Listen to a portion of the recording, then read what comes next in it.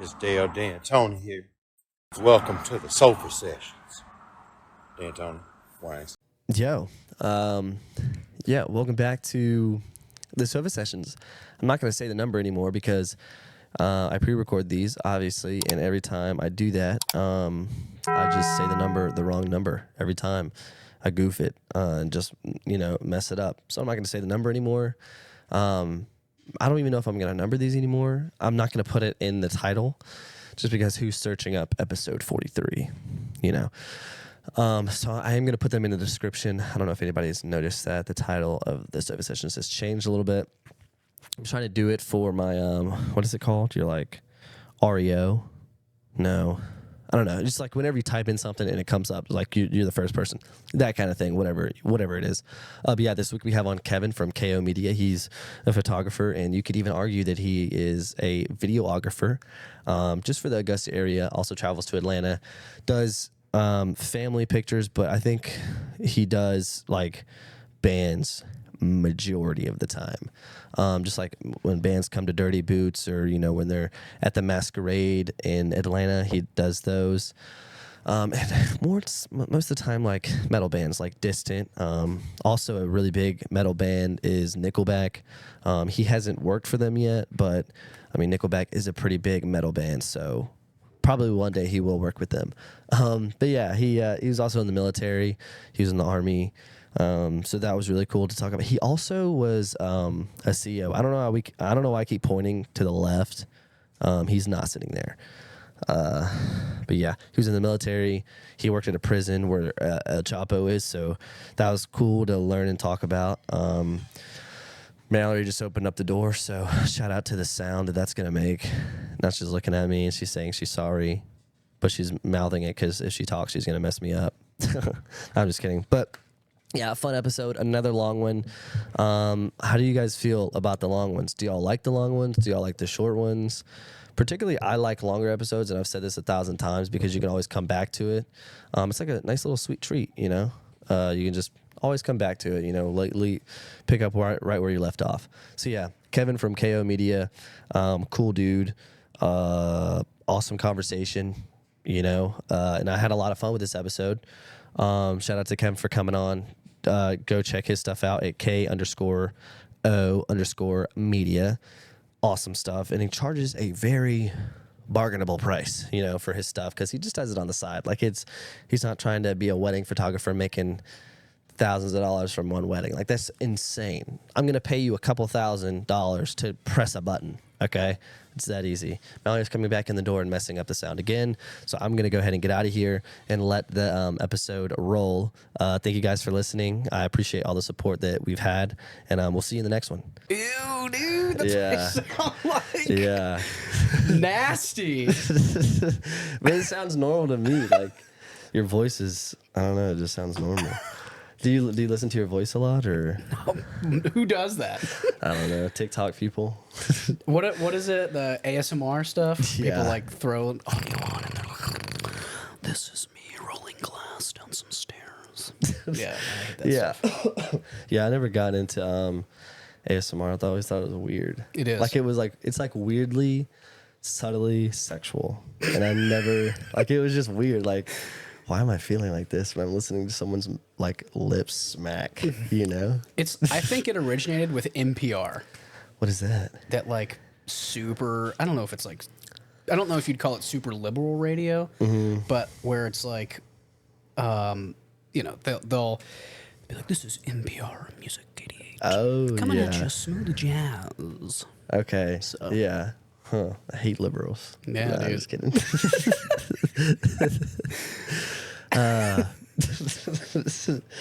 But yeah, who are you voting for this year, man? I don't think I'm gonna vote, actually. I don't know. Yeah, I'm not even registered. I'm not here either. Is that bad? I don't think so. Are you from Augusta, or? No. Okay. So my whole family is from Augusta, but my parents are the only two that escaped. Escaped? Yeah. My dad refers to his hometown as Disgusta, which a lot of people do here. I thought it was just him. But then I came back here for the Army. And I realized there's like a Facebook page called Yeah. Disgust to Locals or whatever. Yeah, I've posted in there a couple times. No one ever responds to my to like they never comment on my posts on there. I will. They're just like, I'll keep it on. Who cares about that, dude? I'll share it. No, But, I'm registered in Colorado. Oh, but okay. Is that was that the where you're last from? place I voted, yeah. Oh, dang. No, I'm not from Colorado. Oh, That's where I dang. last lived. I'm originally from New Jersey. Oh, Yeah. carpetbagger. Dude, that place is dirty. Is it really? It's gross. It's the only state that I know of Yeah. that imports other states' trash. Really? Straight up. I got New York and Pennsylvania. They're like, yeah, God, we'll take it. Yeah, That's right on, eh? crazy. It's on, eh? I listened to the podcast with Theo Vaughn and the New York trash dude, garbage man. That was a good episode. Yeah. Just a trash guy? Yeah, it was just some random trash garbage dude. It was really cool. He made the job sound really fun. I can for assure some you it's reason. not.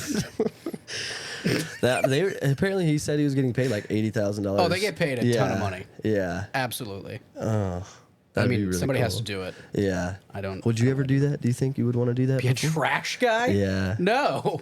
Dang. No way. I don't know. Riding on the back of those trash trucks seemed kind of fun. It seemed like interesting as a 7-year-old. There was a kid actually in my 3rd or 4th grade class who was like, that was what he wanted to do Yeah. with his life. Dang. Like, what do you want to be? I want to be a cop. I want to be a lawyer. I want to be a trash guy. Yeah. It's like, wow. Yeah, I had a dude in 7th grade. We were doing like an English question. You know how like when you first go into class, there's like a question on the board or whatever. And it was like, what do you want to be when you grow up kind of thing. And he said he wanted to be a terrorist. Legit. a He was, terrorist? Yes, a terrorist. So he got escorted out of class. That was fun. But yeah, I've never thought that would happen before. Legit, straight up, he said I wanted to be a terrorist. Everybody kind of looked at each other like, did he really just say that? What did he look like? What was his ethnicity? He was not white or Fits the bid. Hispanic or Asian. But yeah, he was a person. But yeah, Got it. I want to be a terrorist when I grow up. What do you want to be? A terrorist. Yeah, yeah.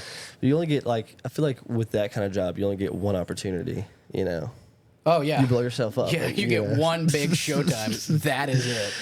Oh gosh, that would be so scary though. Like kamikaze Blowing planes. yourself up? Yeah. Oh, yeah. I can't imagine that. I like. What do you think they're thinking like right before? But they're taught like from a young age. Like this is. They're like, pumped. Yeah. That's like, This is your life. that's the end all be all. Yeah. Dang. Not me. Yeah. No, not me. No way. Yeah, bro. How was your Easter? Was it good, man? It's good. Yeah. That's what's up. I take, I work, but I don't work. I volunteer at a church called Journey.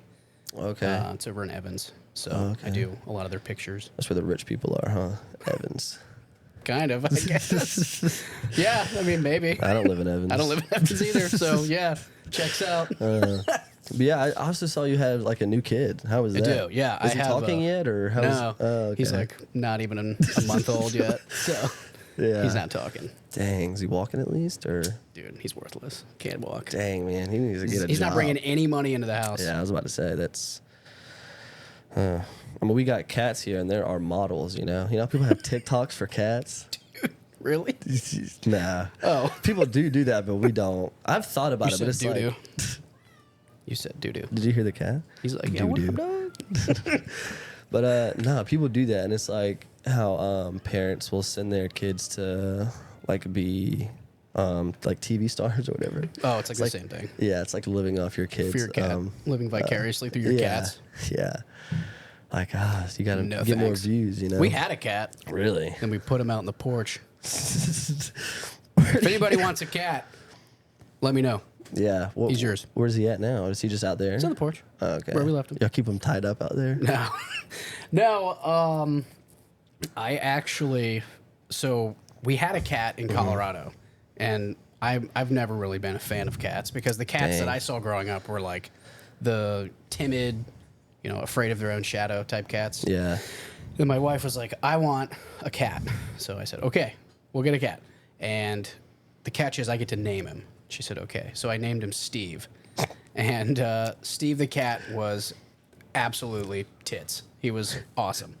So he would hang out with us because we had 2 dogs at the time too. Yeah. Oh, so gosh. yeah. And I was kind of like, this mixture isn't going to work well. You know, the old cats and dogs hate each other. Yeah. Not true. Not true. Old Steve hung in there. He loved the dogs. The dogs Yeah. loved him. And then we moved here. And our nanny at the time, who was taking care of our daughter, huge hippie. She's cool. Shout out Olivia. She Gang, gang. cooked the cat? Is that what you're about to say? No, what? You said she's a hippie. No. She was like, I need like a spirit animal kind of thing. So we gave her our cat, which I was not cool with, but I did it anyway. Dang. Yeah, because the real thing is my wife didn't want to drive from Colorado to here Yeah. with a cat and 2 dogs and a baby. I mean, that seems like an adventure, you know, Yeah. just waiting to happen. Yeah, so we gave it to Olivia, and she has our cat. And then my wife wanted to replace Steve, and I said, "There's no replacing Steve," and I was right because we got Greg. That's the other cat now. I named him. He was cool. He was cuddly, but he's totally food driven. Yeah. And all he wants to do is take our kids' foods and ours, Really? like as they're actively eating it. He's just Really? so food driven. So I was like, you know what, dude? It's time you lived out on the porch for a little bit and experienced life. He's on probation. Really? Maybe he can come back in, but not looking good for him. So did y'all fly here or did y'all drive with I the 2 drove. dogs? Oh well, I flew here. My wife drove here because I'm in the Army. That's like my full time job. Yeah. And I had separated from active duty, went to the National Guard to go to college in Colorado. So that's why we went to college. Okay. Yeah.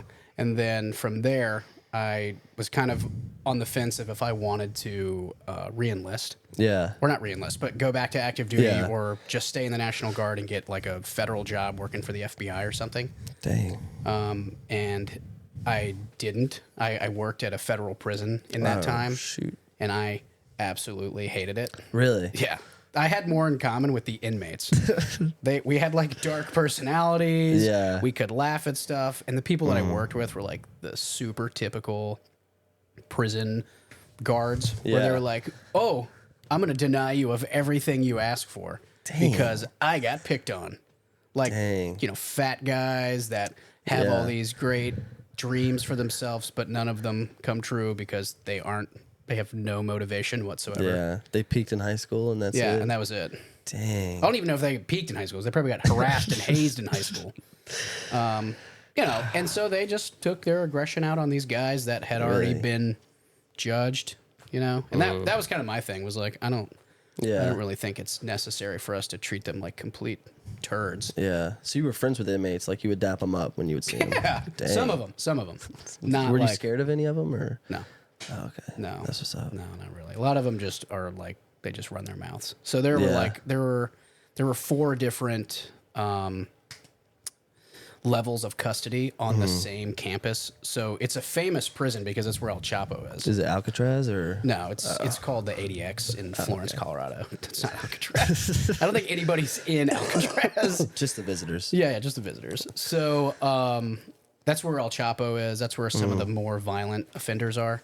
But I worked in the FCI, which is like guys that wanted to be gangbangers but couldn't quite hack it. Yeah. They robbed a bank. That was like it, which is still pretty hardcore. Yeah. But they didn't kill anybody. But they would act like they killed somebody. Dang. So Yeah, they're a bunch of talk. I'd kill somebody. yeah, dude, straight up. Give me a reason.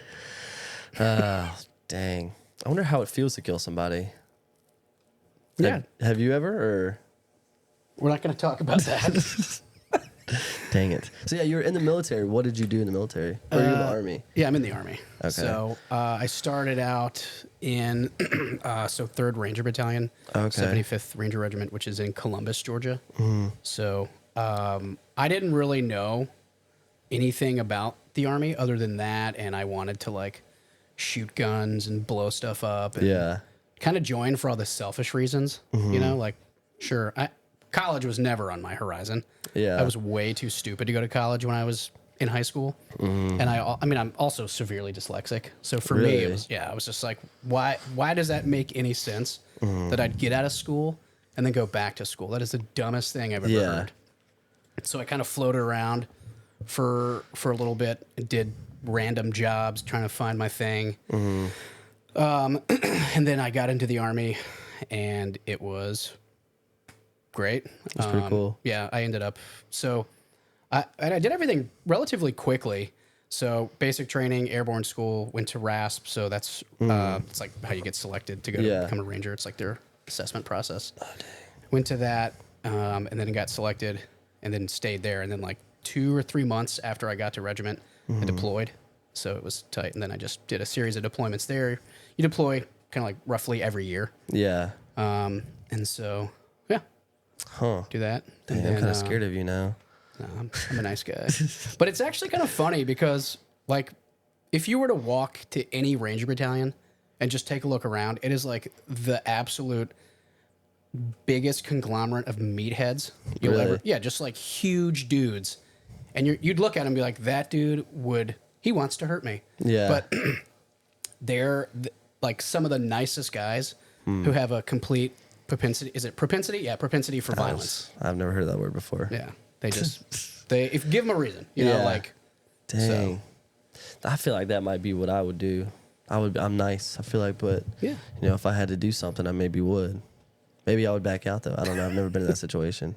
I think when push comes to shove, you'd make that decision. Fight or flight. Yeah, it's you or them. Yeah. Dang, I've never been in a fight though. You never have been in a fight? Nah, man. You ready? Right now? You want to go? That's the best. I've said that so many times. That's the best answer I've ever gotten. Are you ready?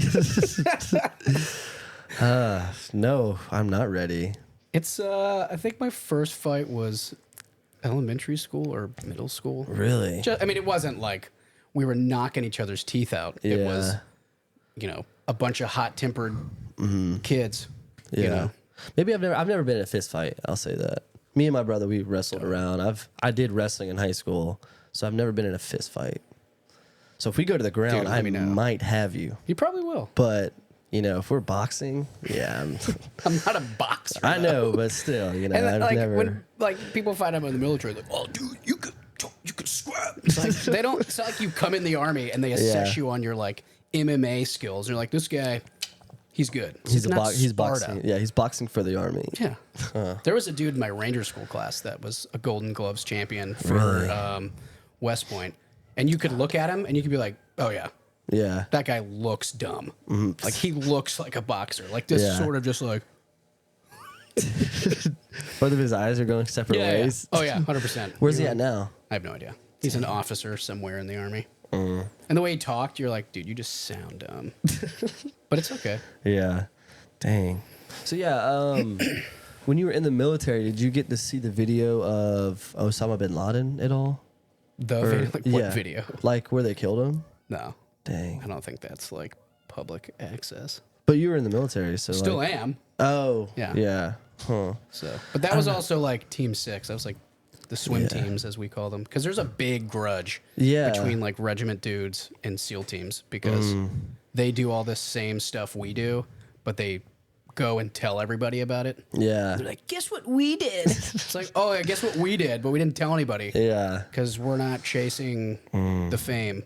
Yeah. We're just doing our jobs. Yeah. I don't know, man. When it first happened, my like step uncle was not the military, but he like worked for the FBI. He lives in Washington D.C. Okay. I'm not gonna give his name out just in case, I don't want the FBI showing up to my house, but ruining the pod, But yeah, he said he got to see the video, or like my grandpa was like, well, yeah, we don't know if he actually did, and he was like, Dad, they did. Trust me.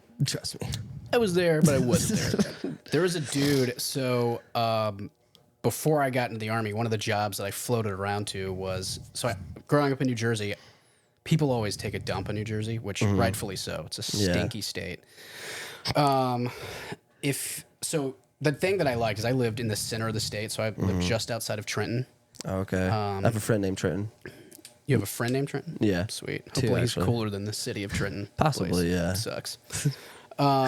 So you're like 45 minutes from everything. You're 45 minutes from the beach. You're 45 minutes from the city, like New York City. You can take a train there.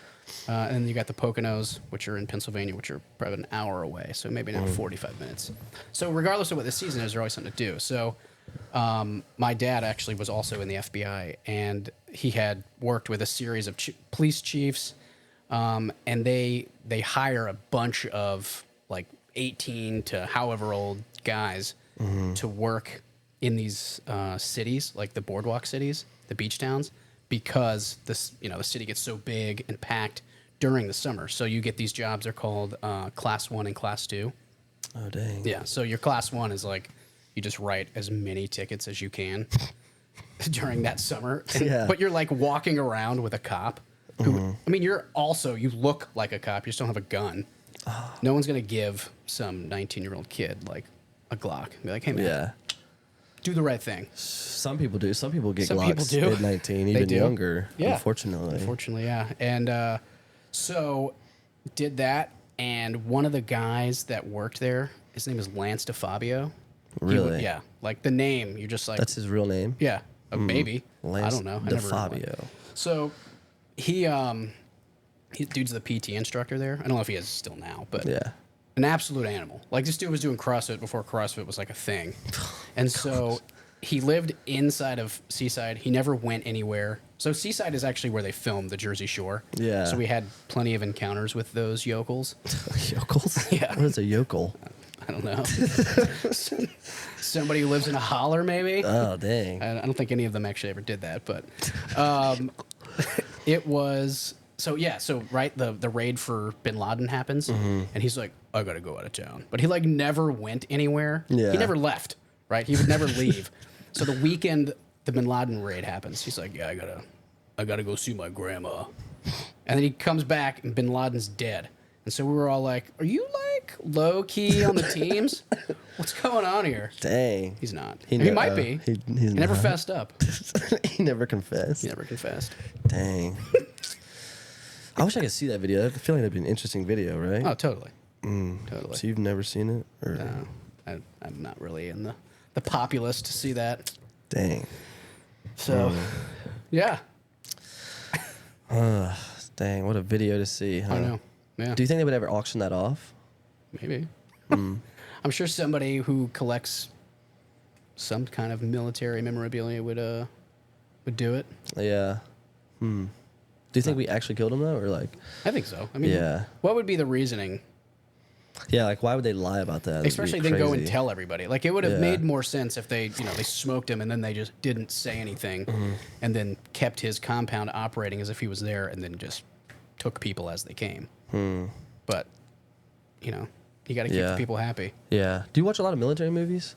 Not really. I mean, like I'd say probably one of the more modern ones that's pretty good is 13 Hours. 13. I think it's really well put together. They relied on actual dudes, because I mean, actual guys that were in the military. Yeah.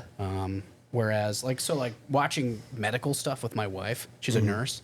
Oh yeah. She's like, that's not how that's done. She doesn't like Grey's Anatomy. No, she hates that stuff. Dude, I don't see how anybody could watch that show. Yeah. It's like I 13 don't. seasons. Yeah, Bro. it's like Survivor. Who's still watching Survivor?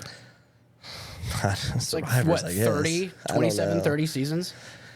It's like, when can you get enough? Almost like it's the same thing every season. I feel like. Yeah. But yeah, are there any military movies that are like similar to like real life? I'd say 13 Hours. 13 Hours is pretty, in terms of like, well, so the movie Zero Dark 30, when that came out, I remember watching it and being like, somebody told on us. Because there's a lot of things that we're doing that are in this movie. And it, like the tactics, breaching, everything, was just kind of like, ooh. Dang. So, which I mean, I guess that's good. I guess that's bad. I don't know. I don't think that's a great idea. Yeah. To put that. I mean, you want to make it realistic because you want to entice the military populace. Yeah. They're not just gonna like crap all over your movie. Be like, this movie sucks. Yeah. Why? Because I say so. I mean, truthfully, like I say this like respectfully to the army, is that, or not the army, but the military is like probably one of the more triggered communities on the face of the earth. Really? Oh, dude. The military people? Dude, veterans, yes. Like guys who got out and are like, so for instance, right, NFL has always paired with the military in some way. There's a podcast called, I think it's called Zero Blog 30. And it's run by the guys of Barstool. So it's Yeah. like an offshoot of Barstool. Oh, It's gosh. pretty decent. They have some pretty funny content on there. Yeah. And they were talking about this same topic about how like you know the NFL paired with New York Giants, I think, and they had the 10th Mountain Division like patch on their Yeah. jerseys. And there were veterans like, "You serve? Did you serve, brother?" I'm like, no, I like this team and I supporting you. support this military unit, and my state because the 10th Mountain Division is in New York, and they're like, Yeah. "Unsat, take it off, take it off. Unsat? Did you deploy? Take it off. You're not my brother. Yeah. No way." What is unset? Like unsatisfactory. Oh, dang. Yeah, the Army has some pretty dumb things Yeah. to say. I don't think anybody says that anymore. No one. Yeah. I haven't heard it at least. Dang. Yeah, so how do you guys feel about like stolen valor? Have you ever encountered I that? personally don't care. Like, there's guys that will call you out on it, but Yeah. personally, it's like if that's what makes you happy, go ahead, because I don't really care. Yeah. And I've said it for years. Like, once you get out of Ranger School, like Ranger School to me was just this. Looking back on it, is just like this vivid, sort of like remnants of memories, Yeah. kind of pieced together because you're sleep deprived, you're hungry. Like if you asked me what class I graduated with, I would not be able to tell you. What class did you graduate with? don't know. Oh, okay. I have no idea. I thought it was like I thought you were testing me. Yeah, no, like I have no idea.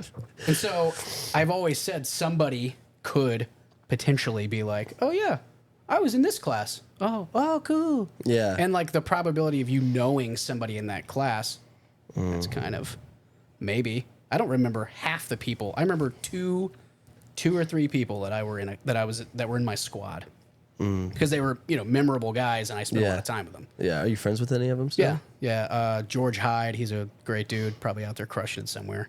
Dang. This dude, absolutely, hands down, money. Yeah. Right. So he had gone to Ranger School the year prior, and then he had to kind of take a knee because what happened was during the layout of his, so you do a layout like day zero. Yeah. Make sure you have all your stuff. Somebody took his running shoes, like accidentally. Accidentally. So, yeah, allegedly. It wasn't proven in court, right? So day one is the PT test. You do your 5 miler, do all that stuff. And so he's like, "Where are my shoes?" Like he's going through, like tearing through his stuff the next morning trying to find it.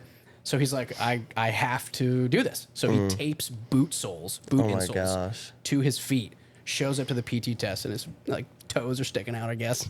Freak. And they're like, what are those? Because they're clearly like silver or whatever duct taped Yeah. to his feet. And he's like, "These are my shoes." They're like, "You're not doing it." And he's like, "I am, and I'm gonna do it." Yeah. Crushed his 5 miler, got it in Dang. like 35 minutes. That's pretty good. Yeah. So That's like a what? 5-minute mile? No. no, because 40 minutes is 8-minute miles. Oh dang. Yeah. Wow. So he was doing pretty good. Dang. Where's he at now? Do you know? Or I haven't talked to him like recently. dang, you don't have his number or nothing? You can text him or. Call him right now. "Hey, brother." I'll probably text him after this and be like, "Hey, man, I was I thinking hope about you're you. man. doing well." Heart emoji. Internet love. What is that? Like that thing, right? I don't know, man. Yeah, that's what the emo kids did back in the day.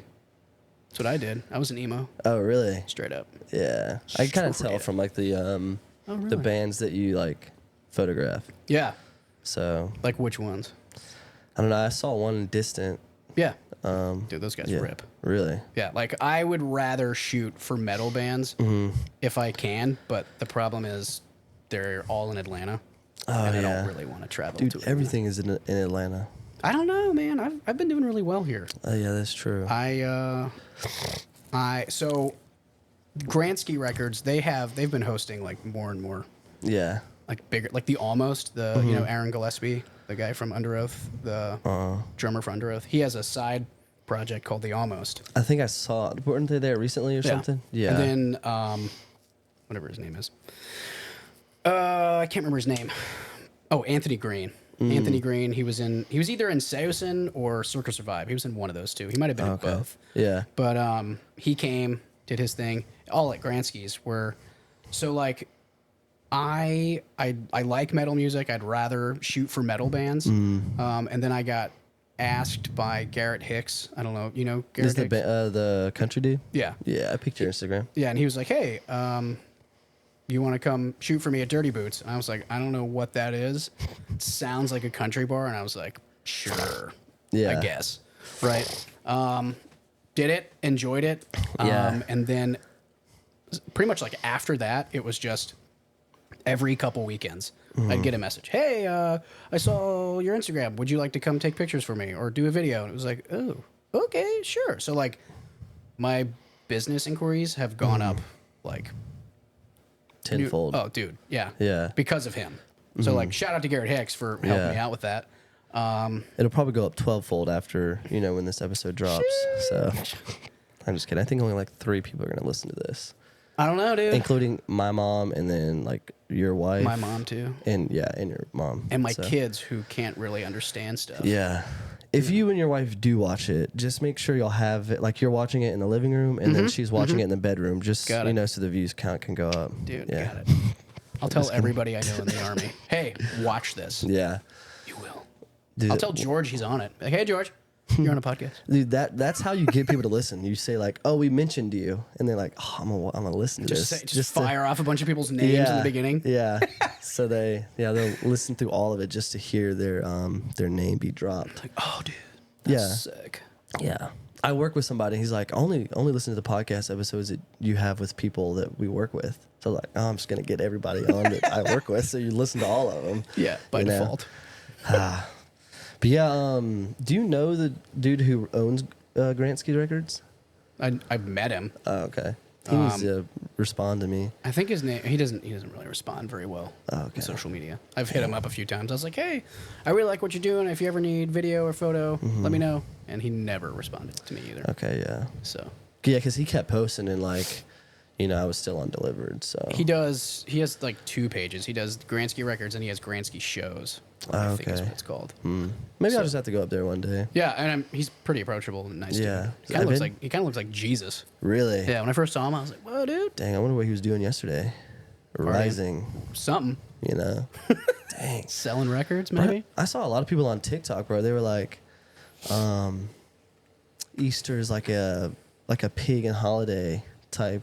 Like Yeah. we're celebrating all that bull crap. How do you feel about that, or do you know anything about that? I think anybody's entitled to their own beliefs. Yeah. And I think, like personally, that's what I think is driving our country apart. Is Yeah. like nobody wants to talk about. You're not like you're not entitled to your own opinion. People say you are. Yeah. But like, and it goes back to the whole like, how do I feel about stolen valor? If you want to do that, go ahead. I don't care. It's someone's gonna find you and probably fight you over it. But when it comes to my beliefs and my religion and whatever else, like you don't have to believe it. Yeah. I'll tell you about it if you want to hear about it, and that's it. Like you go your own way. So, yeah, I personally Yeah. You don't tune into that kind of stuff. not really. So That's probably how I should be too. I mean, I'll listen to it. Yeah. Sure, I'll listen to you speak your mind because that's how I think people grow. And I think it's really dumb and childish of people to go, "Oh, I'm just going to surround myself with these people." Yeah. You're not going to get any better. And you look at people who have, like some of the inmates, right? The way they got to prison is because they stayed with the same people Yeah, that's true. that were causing problems in their life, ultimately getting them arrested. Yeah. Right? Like if you're going to hang out with meth dealers, chances are you're probably going to get pinched for meth. Yeah, unless you're Walter White Yeah. or Heisenberg or whatever he wants to You got go away by. with it. Yeah. But yeah. So yeah, in the prison, were there female correctional officers? Yeah, there were a there few. were? But there weren't female prisoners, Oh, okay. inmates. So were there like prisoners having relationships with the female correctional officers? Or? Not that I saw, but it had Okay. happened. Yeah. So there was a couple that were married, Really? dude. Not inmate and Oh, okay. They had a wedding in the prison. yeah. I actually did it because I am actually ordained, Are you really? dude. Yeah, I got ordained for a buddy's wedding Dang. in the Army, and I did 5 weddings, and Wow. 4 of them have failed, Whoa. and only one of them still going strong. Dang. Let's go. Is that what's the price tag on that? Like, do you get paid a lot for I that? just name it. whatever I want. I just Oh, okay. $3,000. yeah, dude, I'll do it for And the other thing is, dudes are doing it to get out of the barracks. That's 100% why they're doing it. Oh, They're marrying like their not homeschool, their hometown friend. Yeah. And being like, yo, let's get married. You get TRICARE, and I get to get out of the barracks. Yeah. And then somebody's parents find out, and then they're like, yo, you got married? Maron, eh? And then there's a big celebration, and the dude's pissed, and then they get divorced. Dang. Yeah, that happened to somebody I used to work with. He went out to California or something for the military, and he married this girl. Found himself a triceratops. What? A triceratops? Yeah, tricare. So like, Oh, okay. yeah, we call them triceratops or dependopotamuses. Yeah, but then they got divorced. So What do you know? yeah. I had a starter wife. You had a starter wife? Really? That's how that goes. Where is she now? No idea. Okay, that's good. Yeah, It's good you're not keeping tabs on her or nothing. I don't want to. Yeah. Yeah. Probably got divorced for a reason, I guess. Huh. What was like the craziest thing you saw in prison? Or like, was it kind of like a weird prison? Oh, dude, just dudes fighting each other. Like some of Really? those dudes can bang. Like, what kind of banging? We're talking like fist fighting okay. bang. All right, I was Probably the other way You too. watched the two dudes bang? I do that, but in the privacy of my home. Privacy of my own home, behind lock and key. Yeah. So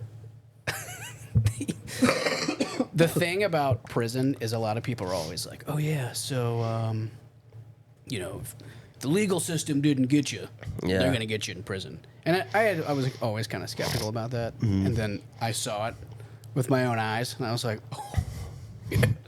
Yeah.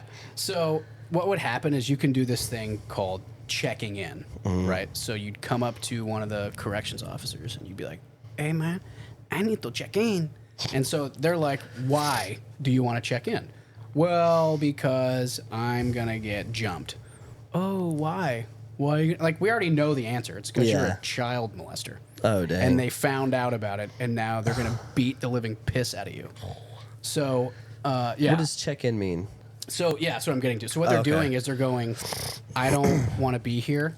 So when they check in, right, they're trying to go to the shoe, and the shoe is like the solitary confinement. But the really like horrible part about the shoe is it's a mixing pot of like dudes from the different facilities in the prison. So like you can have a guy from the penitentiary who legitimately has murdered people in his life. Dang. And then you can have a guy from the camp who all he did was shave some money off the top of his law firm. And now he acts up at the camp and he acts up at the pen, and they become shoe roommates. That dude is going to get tuned up Yeah. for sure. He's going to get banged by the other dude. Yeah. So one of the, I think there's two things. One of the crazier ones was like it's not like how it's portrayed in movies where like a black dude's beating up a white guy or whatever, because that would cause a huge race war in prison. It's the shock collars of each race within the specific unit that they're in. Yeah. Goes, hey, this is a problem, and you guys as the representative of the blacks needs to take care of it, coming from a white guy or whoever, Yeah. right? And so they then would handle it. Yeah. So there was a native who was asking to check in. He like went up to the CO and was like, hey, I need to check in. And as the guy was new, like 2 weeks on the job. Oh, gosh. Picks up the phone. He's like, oh, there's a guy who would like to check in. And so as he's on the phone, he gets jumped by 3 or 4 other natives. Oh, my gosh. But he like used their heads as weapons against the other guys who were attacking him. So like when I got into, because that night I was working, I think the shift was called compound, which means I can go like wherever I want. I'm not in a unit. I'm just roaming around and responding to stuff. So I took off sprinting from like the compound office to the unit and got in there, and it was a mess. Like, Yeah. there was blood everywhere. Oh, my gosh. Yeah. So, and that dude was like standing tall. He had just taken on like what was 3 turned into like 4, turned into 1. So one of the officers took on 4 dudes? No. One of the inmates. Okay. Yeah. Dang, I've never taken out 4 dudes before. Just Yeah, that's one what I'm saying. other. Like some of these dudes can throw down. Dang. Another case, a buddy of mine, Mike, he's a nurse in the penitentiary. In the penitentiary, like if you're short staffed, you're short staffed. There's nothing you can do about it. You're not going to risk your life by getting in the middle of 2 dudes who are trying to kill a child molester. Like I'm going to try and prevent it, but I'm also not going to get stabbed in the neck because I'm there. So, and plus Mike's a nurse. Like he's not some like dude, some tatted up guy who's like 9 times the size of me who, you know, could hold his weight. Yeah. Right? So there's the same thing. It was natives. They're holding onto the railing and they're jumping on this dude's head. Oh my gosh. Yeah, like an old case of trampoline head got this dude. And so Mike, after the mace is sprayed and the fight's cleared, he goes to like scoop the dude's head up. He's like, "Hey, buddy, gonna make sure you're okay." And like he put his hands underneath his skull. And it was all liquid and bone. He was like, Did he have gloves on? I mean, yeah, of course. Ew, Okay. dude, crazy. Those dudes all have all kinds of diseases, AIDS, whatever else. The old Wild. herps. The old herp. Case Old the herps herps. gotcha. Dang. You imagine that working at a prison and you get AIDS? Yeah, that would really suck.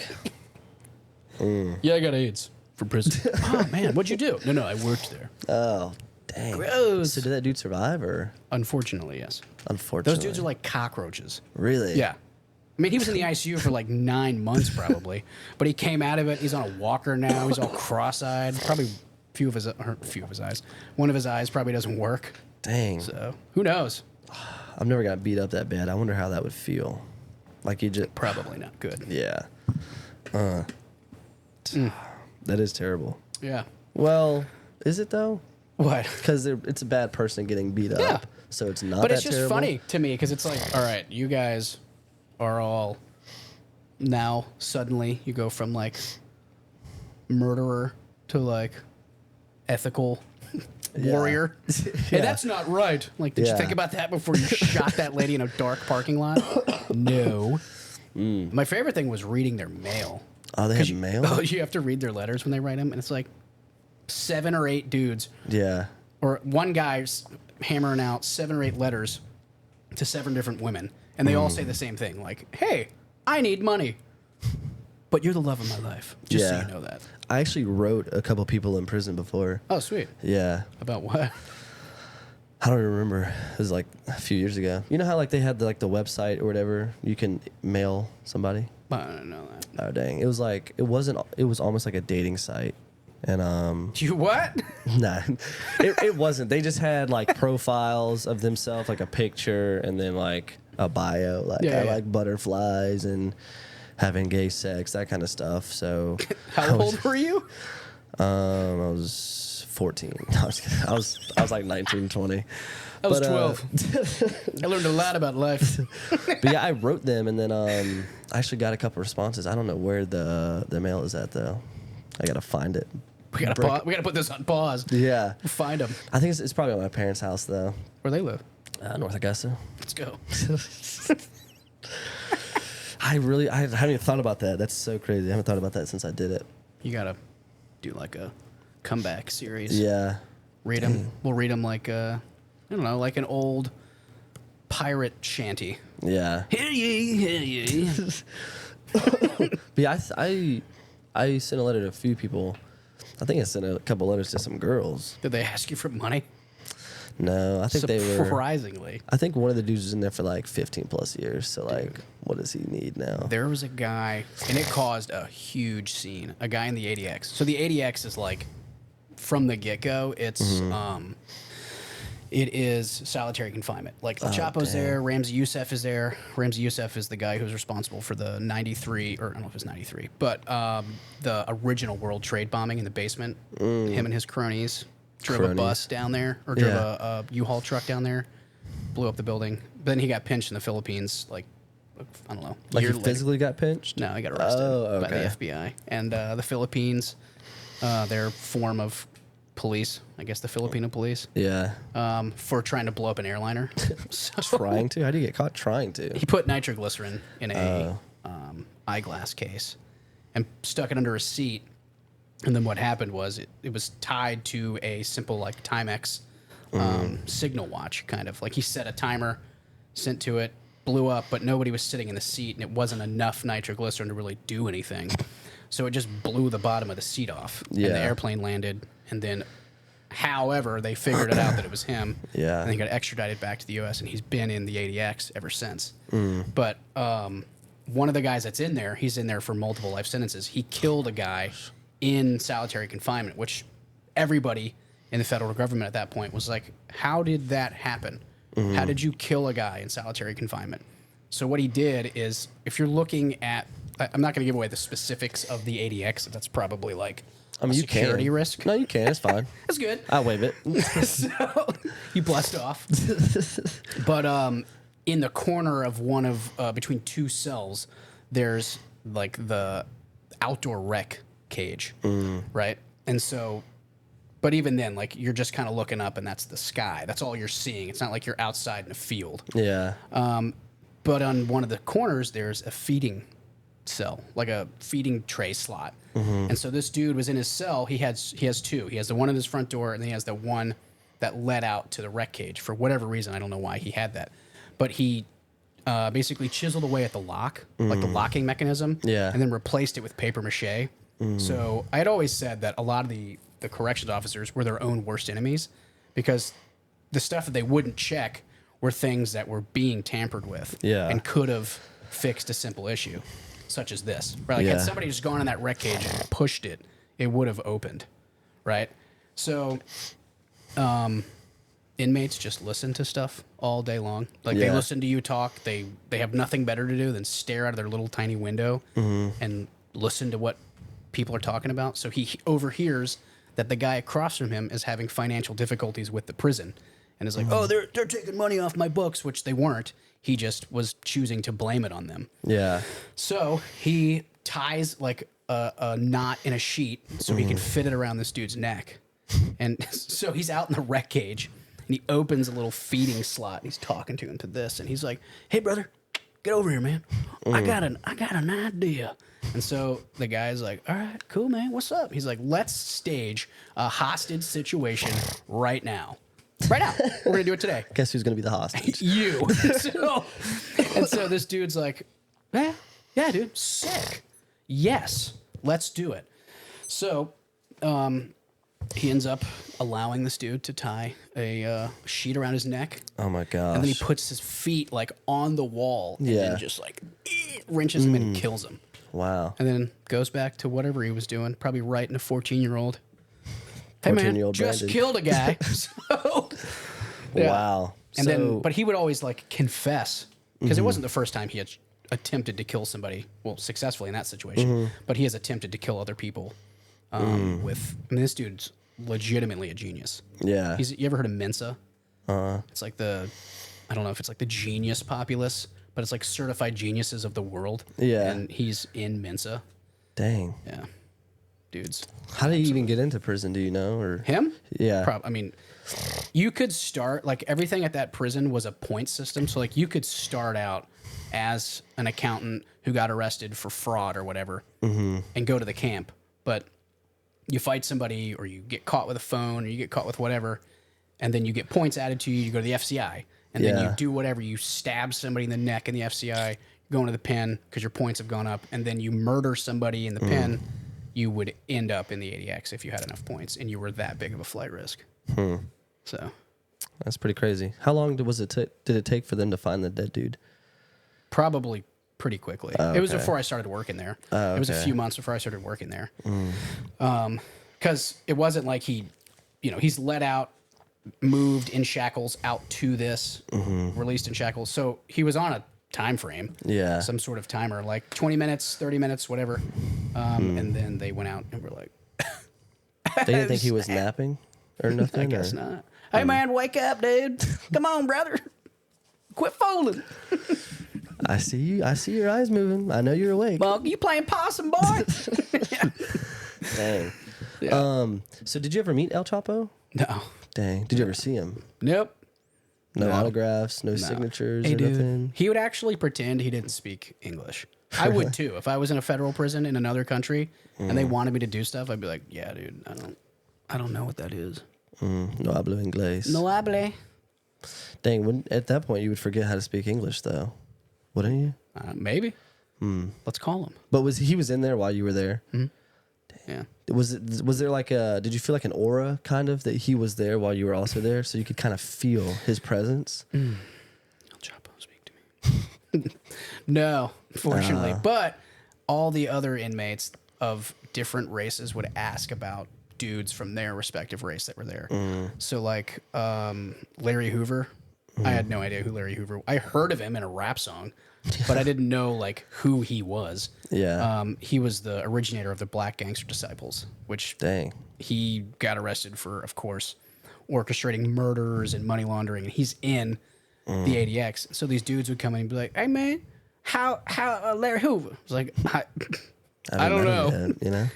He still got dreads. I was like, I just told you, I don't know.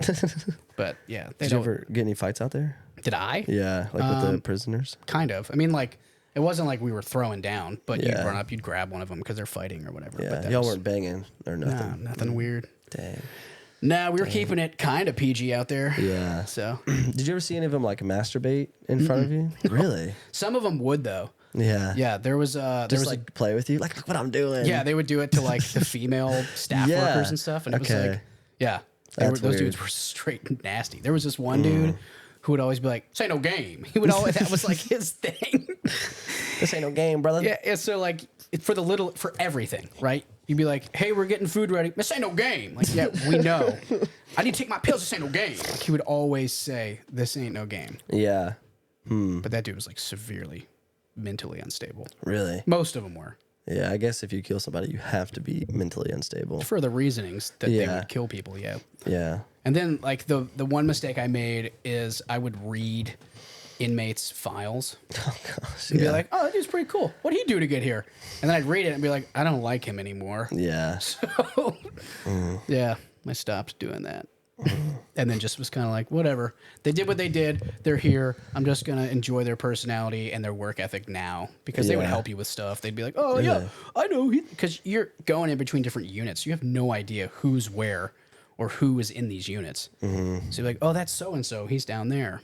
But a lot of them didn't like that. Prison's Little weird. snitches. Yeah, it was like, no one's snitching on you. They're helping Yeah. you get your mail. You're like, "I don't want this pervert knowing where my family lives." Yeah. It's like, no, look, dude, no one's going to come after your mom. Did you ever read any sex mail? Oh, yeah. All the Really? time. These dudes would be like, "Baby, you the one and only." I mean, it wasn't like sexting. Yeah. It wasn't like descriptive, but it dang was, it. yeah, it was definitely like love letters. And then you'd encounter dudes trying to like plot their next crime. It's like, we read all this stuff, right? One of the dudes was trying to acquire about getting drugs into the prison. Really? He's like, "I have an LLC here. That is, and it didn't make the letter didn't make any sense. It was like if you knew even the the slightest bit of how a business was formed, you could be like, this guy is talking about something, probably Yeah. drugs.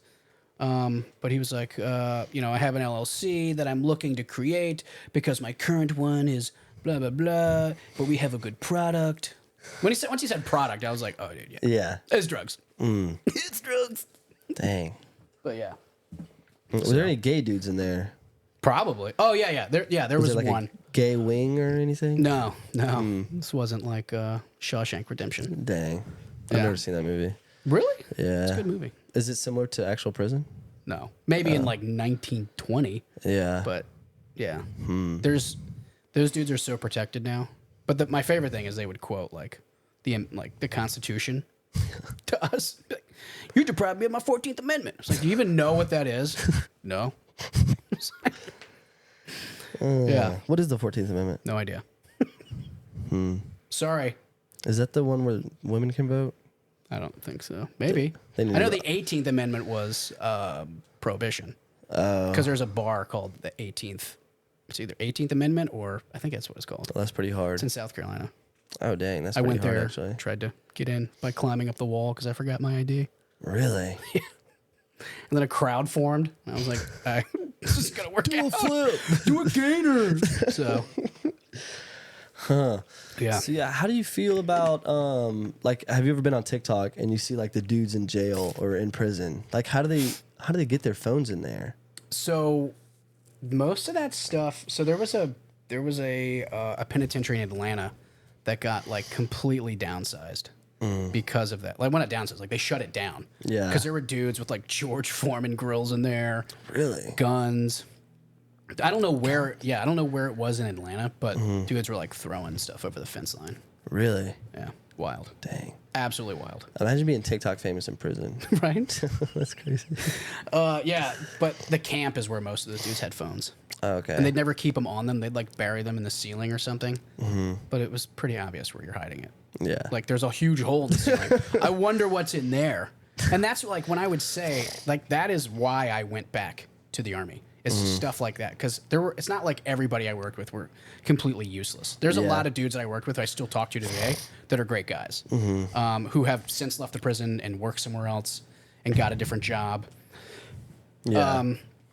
So a lot of the guys I worked with would be like, I want to get into the DEA. I want to get in the FBI. But it was like, you don't ever want to take the initiative. You don't ever want to try even slightly to do anything. They would just wait for the problem to come to them. And it was like, you don't really have to hunt for where the stuff is, especially in Yeah. a camp. Like, it's in the same hole in the ceiling. It's always in. Just stick your arm up there and move around and you'll find it. And then there you go. Dang. Yeah. That's so crazy. Every workplace has like grudges against other people because they still don't do their job. Yeah, it was just like, why? This job is so easy. Yeah.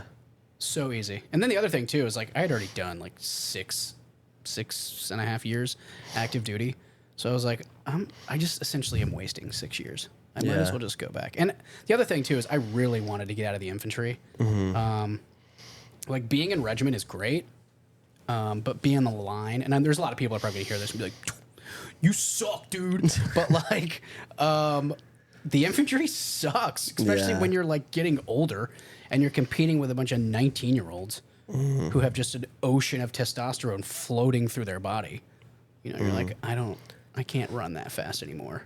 So like when I applied to go back to regiment, to Ranger Regiment, everyone was like super nice and cool, and I was like, dude, Why did I leave? yeah, I was like, I'm waiting for somebody to just be the biggest dickhead on the face of the earth, but nobody's done it. So I was like, and they've been cool up to this point. Yeah. So So are steroids like allowed in the military? I think it's like a gray area. Okay. The new thing is people are doing like SARMs and stuff. Yeah. But that seems to be the protocol. You've never done steroids, have you? No. Okay. So How old are you? 35. Really? I don't look 35. I look. I feel like I look older with a beard. I don't normally have a beard. Maybe you just look more like mature, I guess, if that makes sense. Sweet. I'll take it. I'm definitely not. Yeah. Because people be like, how old are you? Like 26? I was like, dude, I will take that. Thank you. Thank you. Dang. Yeah, there was a dude a couple Sundays ago. I was taking pictures at Journey.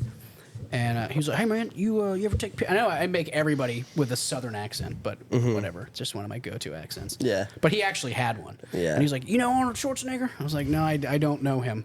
But, yeah, I know of him. And he's like, one of my brother-in-laws, he takes pictures of Arnold Schwarzenegger. So you should think about it. You're pretty jacked, man. I was like, Pretty jacked. thank you. Yeah. Which I don't think I am. I think I'm, like, lean. But, yeah, dude, hearing that, sweet. Let's go hang out with Arnold, bro. Yeah. So, Yeah, do you work out a lot or like yeah. you do? Yeah. 6 days a week? Yeah, I mean, I really listen to my body, too. Like, I do a lot of different stuff. I've recently got into, like, zone training, like heart rate zone training. You ever heard of that? No. Yeah, so That's hippie stuff. It is, yeah. Because before, like, when I got into the Army initially, it was just like, all right, whoever's in charge, whoever's your team leader, your squad leader, you're going to go do PT with them as a squad. And it just would be that our squad leader was like a gazelle. So he'd be like, all right, keep up, nerds. And he'd start his watch and then David take Goggins. off. Yeah, take off at like a 6-minute mile. I was like, I can't do that. So, I mean, sure, surround yourself with people that are going to challenge you and you will definitely succeed. Yeah. But going out every single day and running as fast as you can is not the answer to succeeding, especially when like there's data to show you otherwise. Because at first, with zone training, it's essentially you're running slower to get faster. Yeah. So it's you do like a zone 2 run, which is you're basically taking your max heart rate, dividing it up into percentages, and you're running at a certain percentage, a lower percentage of your heart rate, to where you can comfortably have a conversation with somebody. That's like that's how like a good judge of your zone 2. Yeah. And you do that for like 6 or 7 miles, and then that would be like your long zone run, and then you'd implement speed work throughout that, like sprints or whatever else. Yeah, that seems too complicated for me. So, yeah, because I was like, this sounds kind of dumb. Like, this is like a lot of math I got to do. I'm not good at math. It's not. It's especially if you have like especially if you have like a Garmin watch. Yeah. It just automatically just tells you what your zone is. What I you're doing. used to run a lot, but I just hated I wanted to get finished. Yeah. So I didn't want to run slow. Yeah, dude. That's the same way. I just want to get there. Same way. I would start running and be like, this is so stupid. Yeah. But if you're doing it with another person, like my buddy David, he's the one who like turned me onto it. Because when we first started running, I was like, I hate running. I hate everything about running. Yeah. The max distance I'll do is 5 miles because that's like regiment's standard for running. So yeah, it was just like, I don't need to pass anything other than a 5 miler. But I had done like a few, I'd done a triathlon, I had done a 27K, I'd done a half marathon, not like within a close proximity of each other, but, over a 5-year stint. So I was certainly interested in running, but I had never trained up for any of it. I'd just done it. Yeah. And did my body regret it? Oh, absolutely. Especially a half marathon, no training. Yeah. That bit me in the butt. I did that one time. Yeah. You're just like, I don't want to do this anymore. Yeah, I stopped so many times. Like, what I did, and I screwed myself too, was I like the first 3 or 4 miles I was going. I had like 7 minutes 30 seconds a mile. I was like, yeah, that's feeling good. I got to like a mile 4 and I was dead. Yeah. And I'm like, how many more miles do I have? 10? Oh my gosh. Yeah, I did a 27K after, which a 27K is a little more than a half marathon. I think it's like 3 or 4 miles more than a half. Okay. And I had done it after a buddy's funeral. I was in Virginia, and so one of my buddies from that I knew from the Air Force, Jake, he was like, yeah, I'm running a 50K in the hills of Virginia.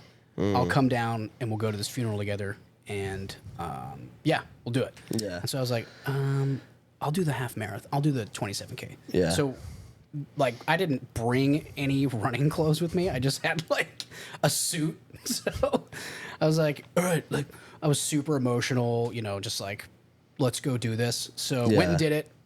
With the suit on? No, dress shoes. Dressed to impress, Yeah. So like, when you go to these runs, there's always these like super granola, really skinny people that you're looking at and you're like, oh, that dude's a runner. Like, I feel like I look like a runner now more than I have in the past. Yeah. I saw you checking that, dude. So, yeah. So, I went and I was stopped by Dick's Sporting Goods and picked up like some running shoes and a shirt and some shorts. You got money like that, huh? Yeah, dude. I got to plan that stuff out. I got to put an alarm for that one. So Those I went shoes and are got expensive. dude, running shoes are so expensive. Yeah. So I went and did it, and there's people like the start line. They got their like little water belts on, and they got their nutrition pack, and it's like I'm just some dude with a t-shirt on and like basketball shorts. Yeah. And basic ASIC running shoes. People are like, but loser. And I did really well for not having ever done that. Yeah. And it was also a trail run too, which I had never done. Yeah. And a trail run is like way worse than running on road. You got loose rocks, you got consistent hills. It's Snakes. terrible. I mean, it's Yeah, dude. Dodging snakes, bears. I didn't see a bear. I mean, like snakes in the trail. Like I meant like actual snakes. Oh dang! Yeah. I would have grabbed one, used it as a frog tog. You know what that is? What is a frog dog? So you've never heard of that before? No, that's what I said. think What that's, is a I think that's the name of it. But it's like this towel, but it's a certain it's not like cloth or anything. I'm gonna ask Siri. You guys are gonna hear my cool Siri voice. Yeah. Hey Siri, what is a frog dog? I think that's what it is. Oh, it didn't say it. Frog dogs were a species of centralized lizards with Okay. way off. Let me Yeah, my Siri's set to an Indian guy's voice. It's pretty tight. Are they going to eat some cutty? Yeah, I'm very good. He's very assertive. So I'll be like, hey, send a text to so and so. He'll be like, done. Very good. Done. Very good. Yeah, he doesn't say very good. I added that. But Okay. Apple, step your game up. Come on, man. Do You got to it. get it right. But yeah, like you put it in the freezer or something, and when you put it on your neck, it's just like Oh, really looks like a bandana. kind of. My mom used to wear them all the time at the lake. Like they come in this like little tube. Like if you like it was a tube to where if you put two like kitchen brushes in it and then put a balloon over it, it could be a What are you talking? Kitchen brushes. like the whatever you clean stuff with. Yeah, a brush. Like what do you mean? Like the scrub daddies. Yeah. What? Like a bristle pad? No. Or like a brush with a handle? No, not the handle. Just Oh. just the actual brush. Like whatever SpongeBob is. A sponge. Yes. Could have just said that. I couldn't think of it. I don't know. My mind goes blank sometimes when I'm in the middle of a story or something. I don't get it. I get it. It's on a CTE maybe. Dude. I'm just kidding. DMT? Never done it. Me either. Really? Never you ever done done any drugs before? Really? Well, so I had like been exposed to weed as a high schooler. Yeah. And so, yeah, it was just kind of like, sure, I'm around it. Like, but Yeah. I was so set on being a police officer in high school. really? Yeah, that I was like, no way. I'll arrest you right now. I was the kid that was scared straight by my dad. Yeah. My dad was like very much like, you will not. Yeah. He was in the FBI. I'll arrest you myself. Okay, Yeah. cool.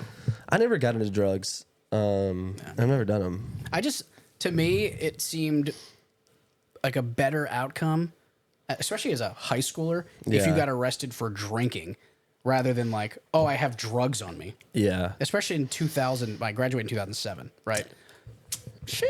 Dang. Man, Son. you old, baby. Dang. So, respectfully. Yeah. Dang, boy. Yeah, I'm old. I wasn't even born then. How old are you? I'm just kidding. I'm 23. I was like, what are you, 15? So yeah, I don't know. I didn't think, to me it didn't pay off. Yeah. It didn't make sense in my mind. And to me it was cheaper and Yeah. it lasted longer to just drink with your friends in the woods. Did That's you ever what we watch wrestling growing up? Like WWE? Yeah, of course. You know who dog. CM Punk is? I think so. Like the straight edge dude. Oh, yeah. Yeah. I never really liked CM Punk, but that's what I looked up Dude, to. Straight edge. super funny story. Straight edge. Wrestlers. So, the WWF or no WWE, right? Yeah. That's what it changed to. They did this troop appreciation. Yeah. Like they came to Ranger Battalion's compound, and it was like, this is a bad idea, yeah. right? So John Cena shows up. Yeah, couldn't see him. Yeah. And so one of the dudes that was there, who was a corporal at the time, absolute dude, huge. One of the biggest dudes I've ever seen. in John regiment. Cena? No. One of the guys I worked with. His last name's Carol. And so super funny guy. Like regiment is full of dudes with massive personalities. Yeah. And so he's like, we're all outside waiting to go in the chow hall to like eat lunch with them. And he's like, I'm gonna ask John Cena what he's taking. What kind of gear you on, dude? Like dude was so funny. So John Cena's there. He runs up to him and he pulls a chair around and like sits where the back is against his chest. And he's like, he interrupts whoever's talking to him. He's like, yo, John, what are you taking? You taking some test pee and some chicken breast? What are you doing? And he's like, what? And he just starts firing off all these questions. Yeah. And he's like, what's your 5 mile time? Because like that's a big thing where in the army is Yeah. your 5 mile time. And he's like, I don't know what that is. He's like, how fast can you run 5 miles, John? and like absolutely just harassing John Cena. Yeah. Hulk Hogan was there with our sergeant major. So like the thing that's funny about this is you have a guy who on TV has portrayed to be like a badass his whole life. Hulk Hogan? Like, yeah, like Okay. yeah, brother. And then you have a guy, Sergeant Major Ballesteros, who's absolutely like done it all. Yeah. He's been in regiment his whole career, right? Like dude's done all the deployments.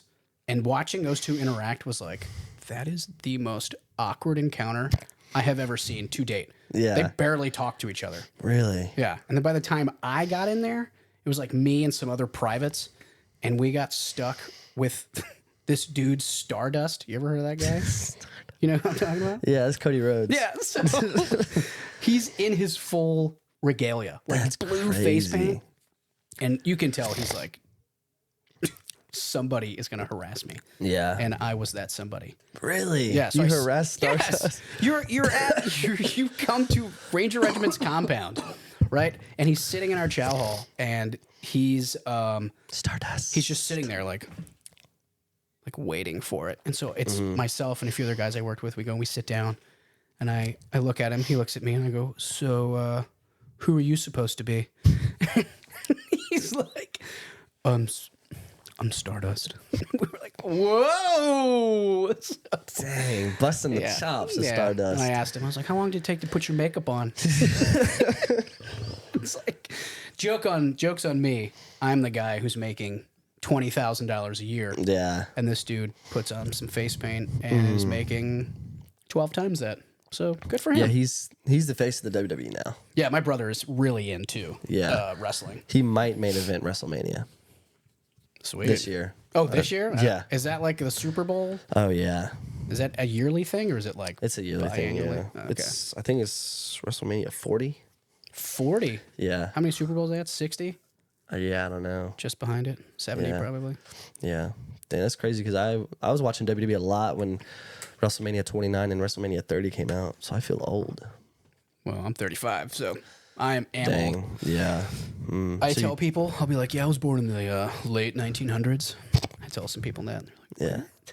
how old are you, bro?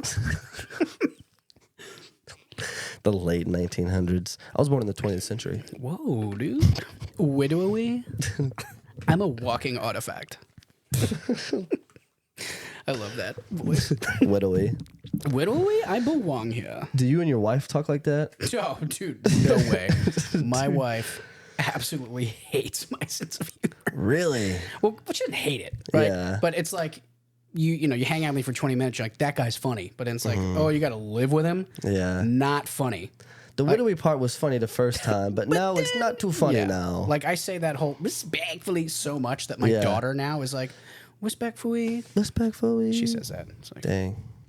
maybe I should pump the brakes. Yeah. Respectfully thing. So how was the event for the troops? The WWE? Oh, they didn't. They like did it at the arena in downtown Columbus. Oh, so you didn't go to it? No, I'm not gonna go to that. Oh. I remember they had one that was I mean, people did, yeah. and they give you tickets to that stuff, and they're like, "Oh, military appreciation." Guess where the seats were? Just guess. Very top? dude. Literally against the wall, at the very top, and you're like, "Oh yeah, cool." Well, you guys got to be out there scouting, you know, just in case Afghans come in and stuff goes crazy. Akbar. Yeah, You know, do you the guys got to thing. be out there scouting. Yeah, So, those guys. Not today, asses. nah. No, sir. No, sir. Have you ever fight in Afghan before? Like fist fought? Yeah. No. Like how the movies do. Like, oh, he hit my gun out. Ah, No, my kinda squad thing? leader stabbed a dude to death. Really? Yeah. How was that? I don't know. I wasn't there.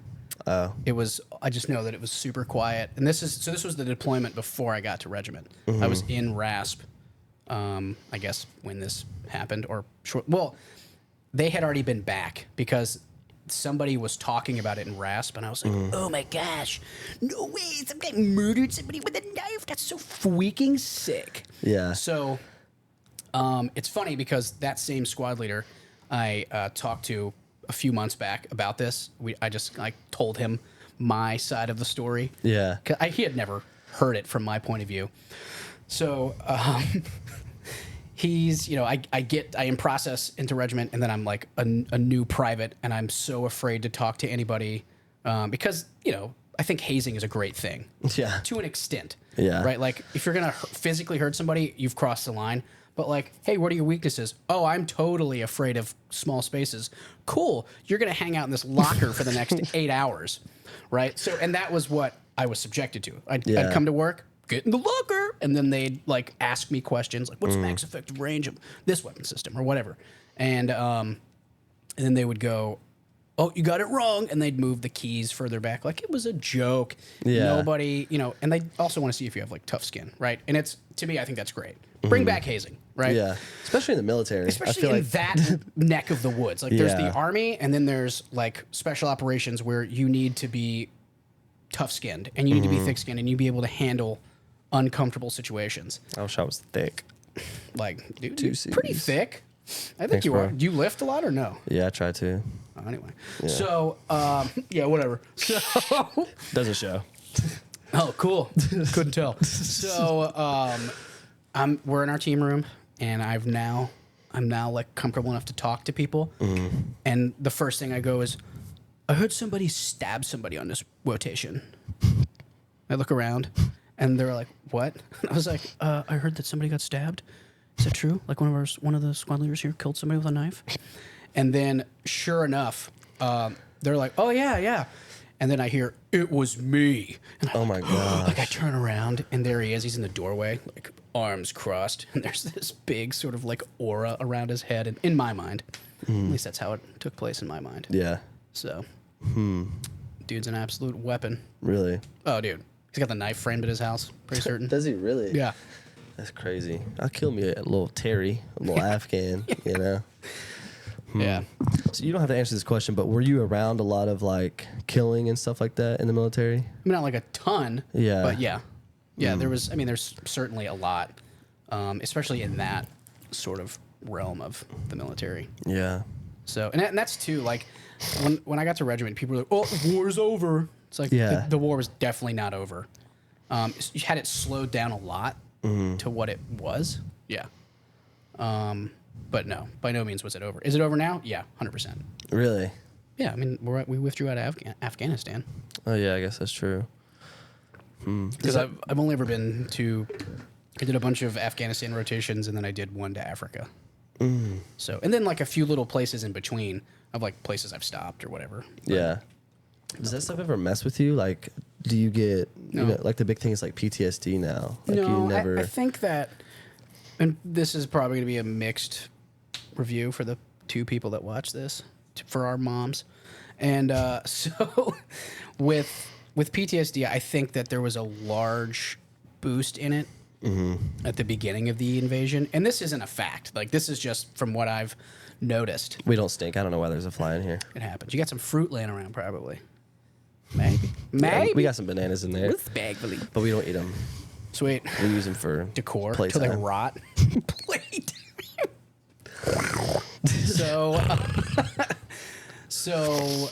Yeah. So, like, for instance, there was a guy that was in my basic training who was like an S1 clerk. So he basically did like admin paperwork. Yeah. And he got in the Army to go to college, like all the pre 9/11 stuff. And then he just gets picked to go on basically like a vehicle infill.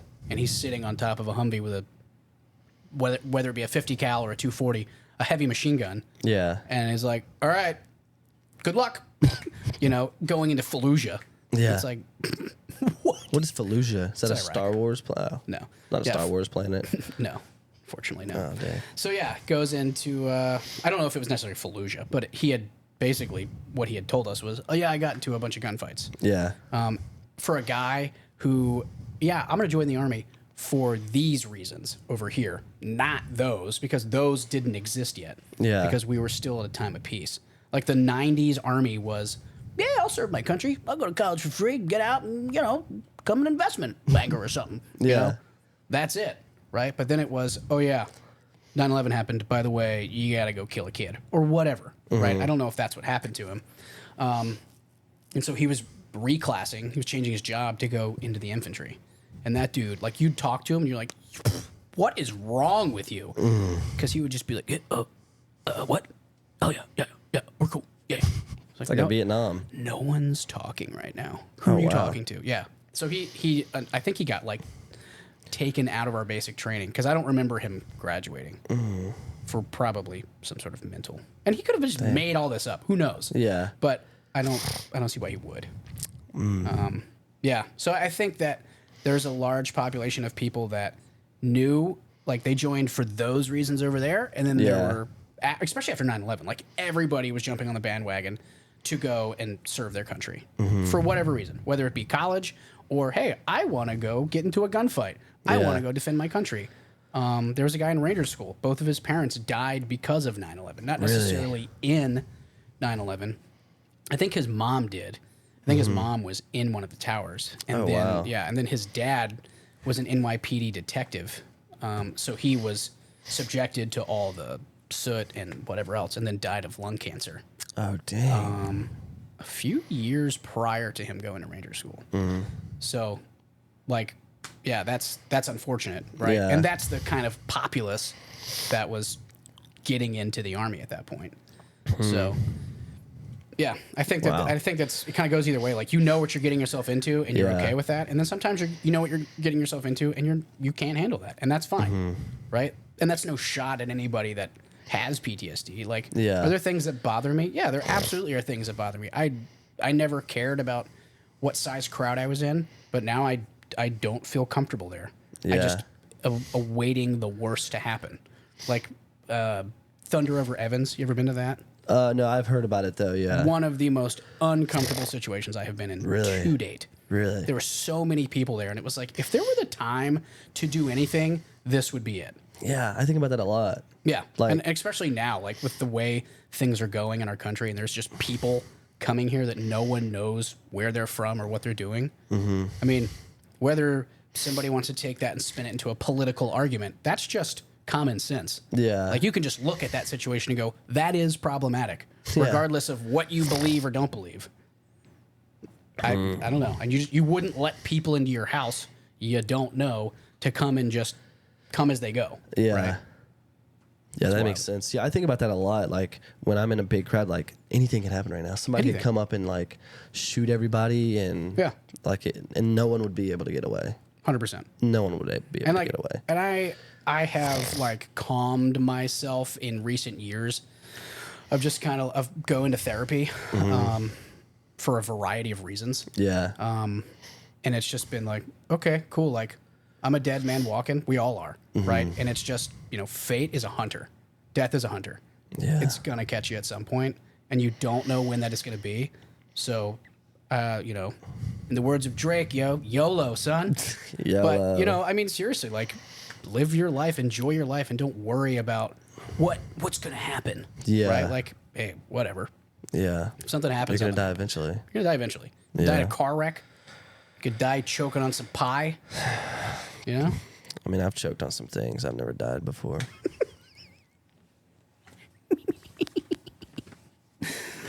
Did you tell the prison guy that?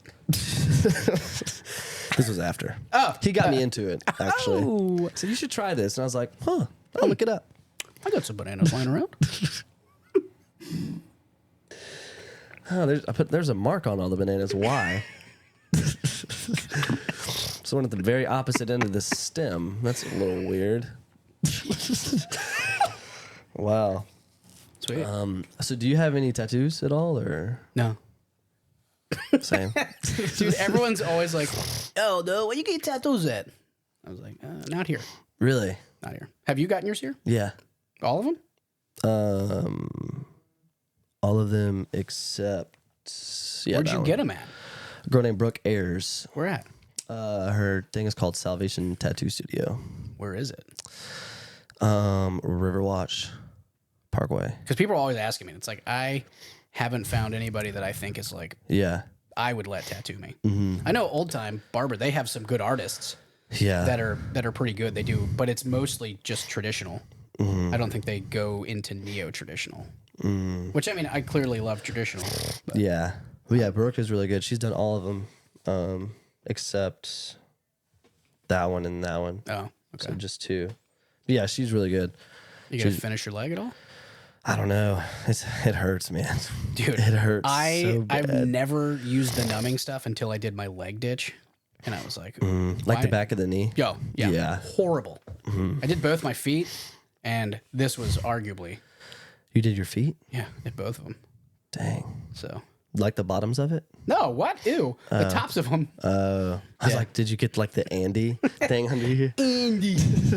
I really love Toy Story. But yeah, she's the best. But yeah, people ask me that all the time. They're like, "Oh, who did your tattoos? He's so good." I'm like, actually, First off, you psycho, it's a lady, it was a girl. bigot. It was a girl. But yeah, I'm trying to get her on the podcast again. Yeah, but yeah, she's really cool. She's expensive though, because she does good work. Good tattoos cost money, baby. Yeah. People were like, "I got this whole arm sleeve for $200," and I was like, "I can tell." Cool. That's why I'm not asking you where you got it from. Yeah, I'm asking you just so I don't go there. You asked me first. I'm just being polite. Hey, where should I avoid? Anybody know? Yeah. Not this guy. Yeah. He's amazing. Do you ever get asked like, "Oh, why do you have them on your leg, your right leg, and then your left arm? Like, do you do that on purpose, or like, what's the Not meaning really. behind that?" Somebody Really? referred to this as a legging once. They're like, I really like your legging. Like, what? Yeah. Oh, you have one on your left leg. Okay. Yeah, I used the numbing cream for that too, which horrible idea. Really? Because it swelled up and it was all hot and like infected for a couple days. Really? It was so painful. I've never got infected. Like I'd walk and it would be like, it was all like jiggly. Yeah. I get asked all the time, why do you only have tattoos on your right leg? Do you have them anywhere else? I was like, let me pull down my pants. I'll show you. But no, I don't know. I just got them on my right leg. So, but yeah. So you got yours where at, in Colorado, I'm guessing? Yeah, Colorado and Alaska. Oh, dang. Alaska. You've been to Alaska. How was that? Pretty awesome. Really? I would retire. I would totally retire and live there. Really? Yeah. Did you ever get them in Afghanistan or like wherever you were deployed at? No. Get a little Afghan to tattoo you? No, I didn't. Dang. So You're missing out. yeah, I know. I've heard. There was actually there was stuff. The one thing I got made in Afghanistan. This was in A bomb? no, unfortunately, no. Okay. Close. So so on a lot of the bases, not all of them, but there would be things called the hod shops is what you call them, and you'd go there and they'd sell you like stuff that was made in China, because China and Afghanistan actually border each other Yeah. in a small portion of it, so it's too easy to get stuff into Afghanistan, and so they'd get it in there, and then they'd sell like there's a North Face rain jacket I bought from a hod shop for like $20. Really? That is still great to this day. It's insulated. It doesn't leak. It's perfect. You can get all kinds of stuff. Yeah. So I walked in one time. This was in right outside of Kabul, and he had like a suit shop attached to it. Yeah. And he's like, my friend, you come to me for suits, all your needs. You tell your friends. And so I was like, okay, cool, man. And so he had like crudely printed out pictures on like not even photo paper, just like cheesy printer paper that clearly aged and have been there since like the invasion. So it was like a picture of Jason Statham in like a slim fit suit, Tom Hanks in a really loose suit, basically a variety of, and then they had a zoot suit option too. You know what a zoot suit is? That's where like the coat comes down to like your knees. Oh yeah. Like those like Suge Knight type era suits. And they had suits like that, like pictures of it. And he's like, you tell me what you want made, then I make it for you, tip top. And so I was like, yeah, I was like, all right, dude, chill. So I was like, how much is it? He's like, for you, my friend, $100. I was like, Afghan or American? Because Afghan, that's like $1. Really? Yeah, dude, it's so cheap. Oh my gosh. And I was like, 100 American for a suit? I'll do it. Yeah. But I was like, the only catch is I want it to be in my uniform pattern, because I think that would be absolutely awesome. Yeah. To show up to a function after this in a slim fit, multicam suit. And I still wear it to this day. That's what's up. You should have worn it today. Should have told me. I didn't know. I didn't even think about that. I was like, what am I going to wear? I was like, I'll just wear like clothes, stuff, shorts. Stuff. So, yeah, I should have. Because the inside of it is lined with an American flag. That's what's up. Dude, it's awesome. But the vest, this is where it gets tricky. It's a 3-piece suit, so it comes with like a vest. Yeah. But this vest this dude made was like, uh-oh, you've been making terrorist vests, because this thing looks like it's straight out of a movie. It is not made like a normal vest. Yeah. Like doesn't look, everything else is like decorative and really well put together. And that is like, this looks like it's ready to hold some C4. And It's got little pockets in yeah, it. it's got little pockets. And I was like, this is not good. Just in case, not you know, gonna you wear ever want to wear the vest. Nah. So yeah, best $100. And people, I assume people either think I'm like a very wealthy hillbilly, or I'm just like what is I call a Ted, Yeah. typical enlisted dude. So you can usually look at guys and be like, oh, he's in the army. Yeah. Wears his dog tags outside of his uniform. No one cares. He wears his boots with his jeans. It's like, bro, let it go. Does he tuck them into the boots though? Not that I've seen. Thankfully. Yeah, thankfully. You can see him everywhere in Columbus, Yeah. because Columbus is where the infantry basic training is. And those dudes walk around in like groups of 12. And they all have tap-out shirts on. It's like, you've never even been in a fight. And you weigh like $120. They love Brock Lesnar. Dude, they love him. Like, yeah, I could throw down, brother. You want to scrap, dude? I could beat him in a street fight. You looking to brawl, dude? Dude, I'll twist you up, brother. Yeah. So when do you want to start the podcast? When? I was like, what are you talking about? Welcome to the show. Yeah. Yeah, what made you like get into like photography and that kind of stuff? So my uncle, he is, I don't know if he was prior to, but he's a sports photographer now. Oh, dang. He does it like freelance as a side gig. Yeah. So all of his kids have done sports. I said my son.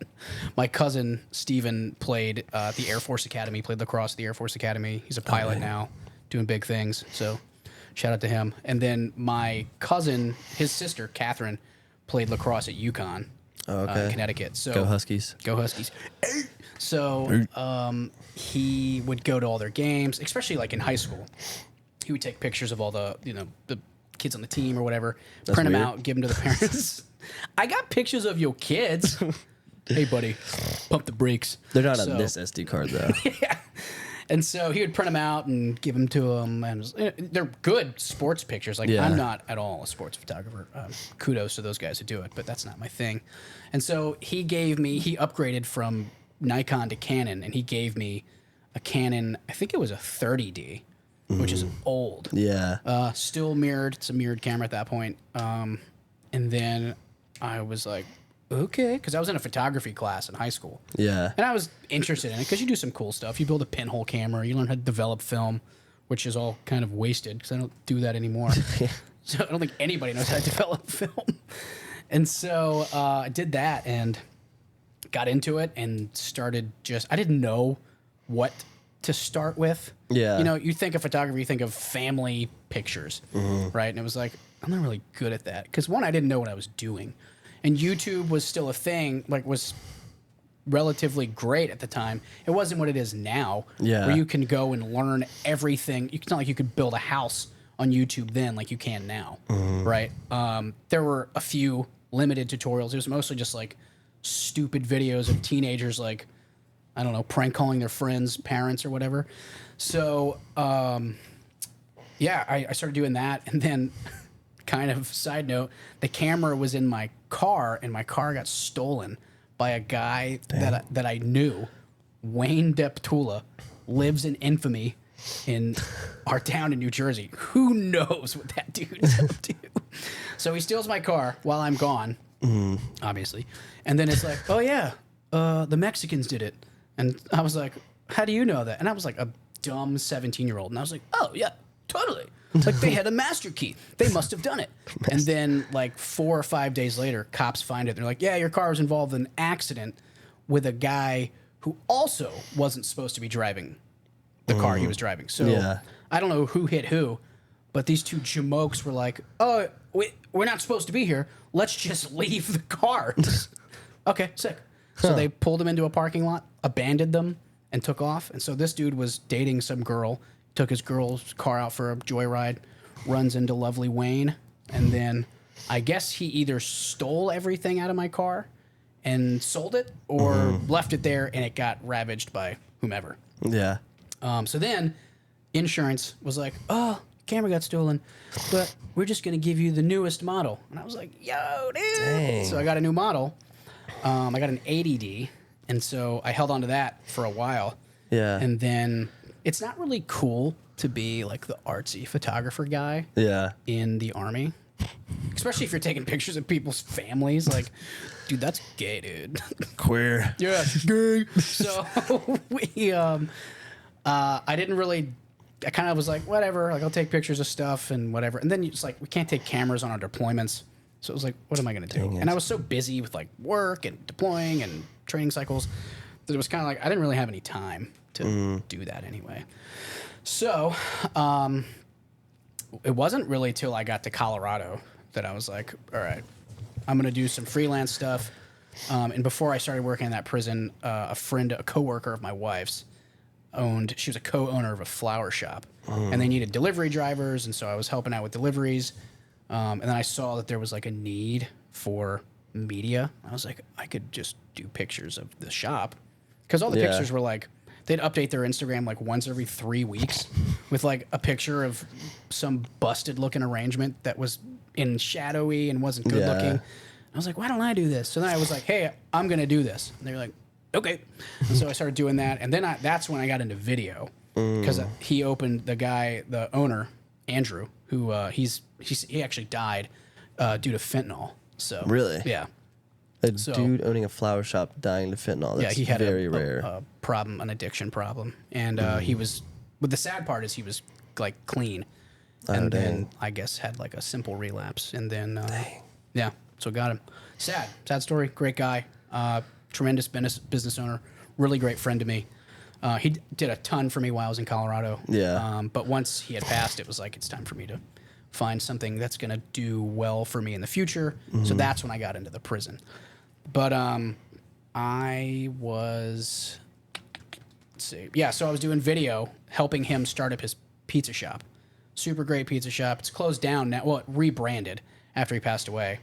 His mom and then a guy who helped develop the recipe for the pizza, Ben, they came together and reopened the shop. I was deployed at the time, so I came back and it was kind of this emotional thing. Like, saw his mom for the first time since, because I wasn't able to go to the funeral or anything. Oh, dang. Yeah. And so, I was doing video for all them. What is that? I haven't. Oh, I think that was the dishwasher. Okay. Okay. And so, I was doing that and started getting into video. And then, I was kind of like, well, what do I want to do? Because I was branching into doing stuff for the flower shop and this in like two completely different realms of photography. Like, one is party kind of, like the pizza shop was like, I had no rules. I could do whatever I wanted. And the flower shop was like, it needs to be quaint and respectful. Almost. Yeah. It has to really, it has to cater to the ladies and the gay dudes out there that want flower arrangements delivered monthly. Yes, queen. So we did that, and I enjoyed it. And then I was like, you know what? I see concert photography. I want to do that, but I don't know how to start. I don't know how I get involved. So I'm a big fan of metal. That's like, I think I had said that earlier. Aluminum, steel. Totally. So. Yeah. So I reached out to the photographer for August Burns Red, Ray Duker. Tremendous guy. I really look up to him. He's a really talented videographer and photographer. And so I just messaged him on a whim. I was like, hey, I don't know if you're even going to see this, but if you could, how could you tell me how to get involved in this and how I can start doing this? Yeah. And he was like, where do you live? And I was like, I live in Colorado. And he was like, well, we're going to be in Colorado at this time. I'll leave you a photo pass and a ticket at the, Dang. and so at the box office. So I was like, okay. And I was like, well, what do I do? Like, how do I? He's like, just take as many pictures as you can, and learn on the go. Yeah. Right. And I've always been, I think, decent at that of like figuring it out on the go. And so I did. I mean, I think the first show I did, I took like 1,000 pictures. Really? Yeah. And so I spent the next like week going through it. I don't ever take upwards of even 500 pictures anymore. Yeah. I think it's like 200 is my absolute cap of like, I've got what I need, 150. Out of these 150, I'm probably gonna have like 40 or 50 decent shots. Probably more, depending on the lighting, whatever else. And so it didn't help that August Burns Red's lighting is like really good. Yeah. So I was like, no, this is easy, right? And the next concert I went to, I was like, what happened? Right? Like everything was I had to shoot really grainy pictures and whatever else. And so, yeah, I just started that and I was like, this is it. Like, this is what I want to do. This is how I want to be known for my work. That's what's up. Yeah. I was like, I'll do family stuff. Like I will do a wedding. Like I have on my website, like I have listed that I'll do a wedding, but it's cheap because what I've learned is the more you make your price, people will pay for it. But the lesser your price is, they'll be like, what is he, like, stupid? Is he trash? It's like, no, I mean, I'm a good photographer. I just don't want to do them. Yeah. And people are very hesitant. It's kind of like pay for what you get kind of thing. But with me, it's like, this isn't my primary source of income. Yeah. So I don't need that money. And even now, like with bands, I don't charge them a ton of money. That's what's up. Yeah. And I'm doing it now, like every weekend. And that's the other thing too, is like, if this is what I want to do in my spare time, I can't be like, I need you to pay me $600. Because that's what a lot of, like a photographer for a basic family photo shoot where you're going to get 7 pictures is like, oh yeah, that's going to be $600. Like, for what? Why is it $600? You're going to do my taxes too? Like, why is this? You pressed a button 5 times. Yeah. I could do this myself. It's pretty hard to get family photos, if you're taking the pictures. Yeah. So, Selfie. and the other thing too is like, once I kind of got into this, it was like, dude, photographers, like there are definitely different cliques of other photographers, and some photographers that hear this might absolutely hate that, but sorry, right? Like, sorry, you're the one who did it, not me. Like you show up to an event, like a wedding or something with a camera, and they're like, what are you doing here? Like, I'm not here to poach your business, right? Like I've gone to weddings where I've brought my camera with me and have taken pictures, like fun party-esque pictures. Yeah. Because most wedding photographers, it's like you hired them because they have clean, really great, pretty wedding pictures. Where like I'll do those, and then I'll do like your reception's coming. That's more what I like doing. Yeah. Is capturing the essence of the fun. So I would take pictures and then give them to them as like, hey, here's a gift of, now you've got a second camera here or however many cameras, and you got another angle, another set of pictures you can look back and be like, that was fun, right? Yeah, and this photographer would be like, what are you doing here? Like, I was invited. Like, I'm not here trying to beat me? Yeah, like I'm not stealing your business. I don't care. But you go into a photo pit at a concert, all the photographers are dabbing each other up. Like, what's up, dude? Yeah. Like none of us are getting paid. Right? If you're going to, and you're working in a photo pit and you got a photo pass, no one's paying you. What's a photo pit? So it's the spot between the stage and the where the audience begins. Where people fall down sometimes, Yeah. like the performers. If I've been hired by bands to be like their photographer, where I've gone to Atlanta and done stuff, but it's minimal money. And at that point, you have like free range of going wherever you want. But like with concerts, it's like 3-song minimum or 3-song max. You can only be in the photo pit, and then from there you can go take pictures wherever you want. Because it's kind of like, especially at a metal concert, like you're 100% in the way, you and 20 other photographers. So, and yeah, I've made friends with other guys, other photographers, dudes in Atlanta. But as far as like Augusta, it kind of seems like I'm one of the only guys that's out here doing that. There's a girl that I think does stuff for Granskys, but I think she's in South Carolina. I don't know much. I've seen some of her pictures. They're great. They're really pretty. Not as good as yours, though. No. Pray not. so, and that's the thing. Like, photography is such a, I mean, it's an art. Yeah. Some people like this, some people like that. Some of the artists, that's the thing that I also think is annoying, is like, and I'm not gonna name the bands because I don't You can want name them. It's okay. It's all good. We're good, man. We're good. They probably won't hear you. Probably not. So the thing I've noticed is like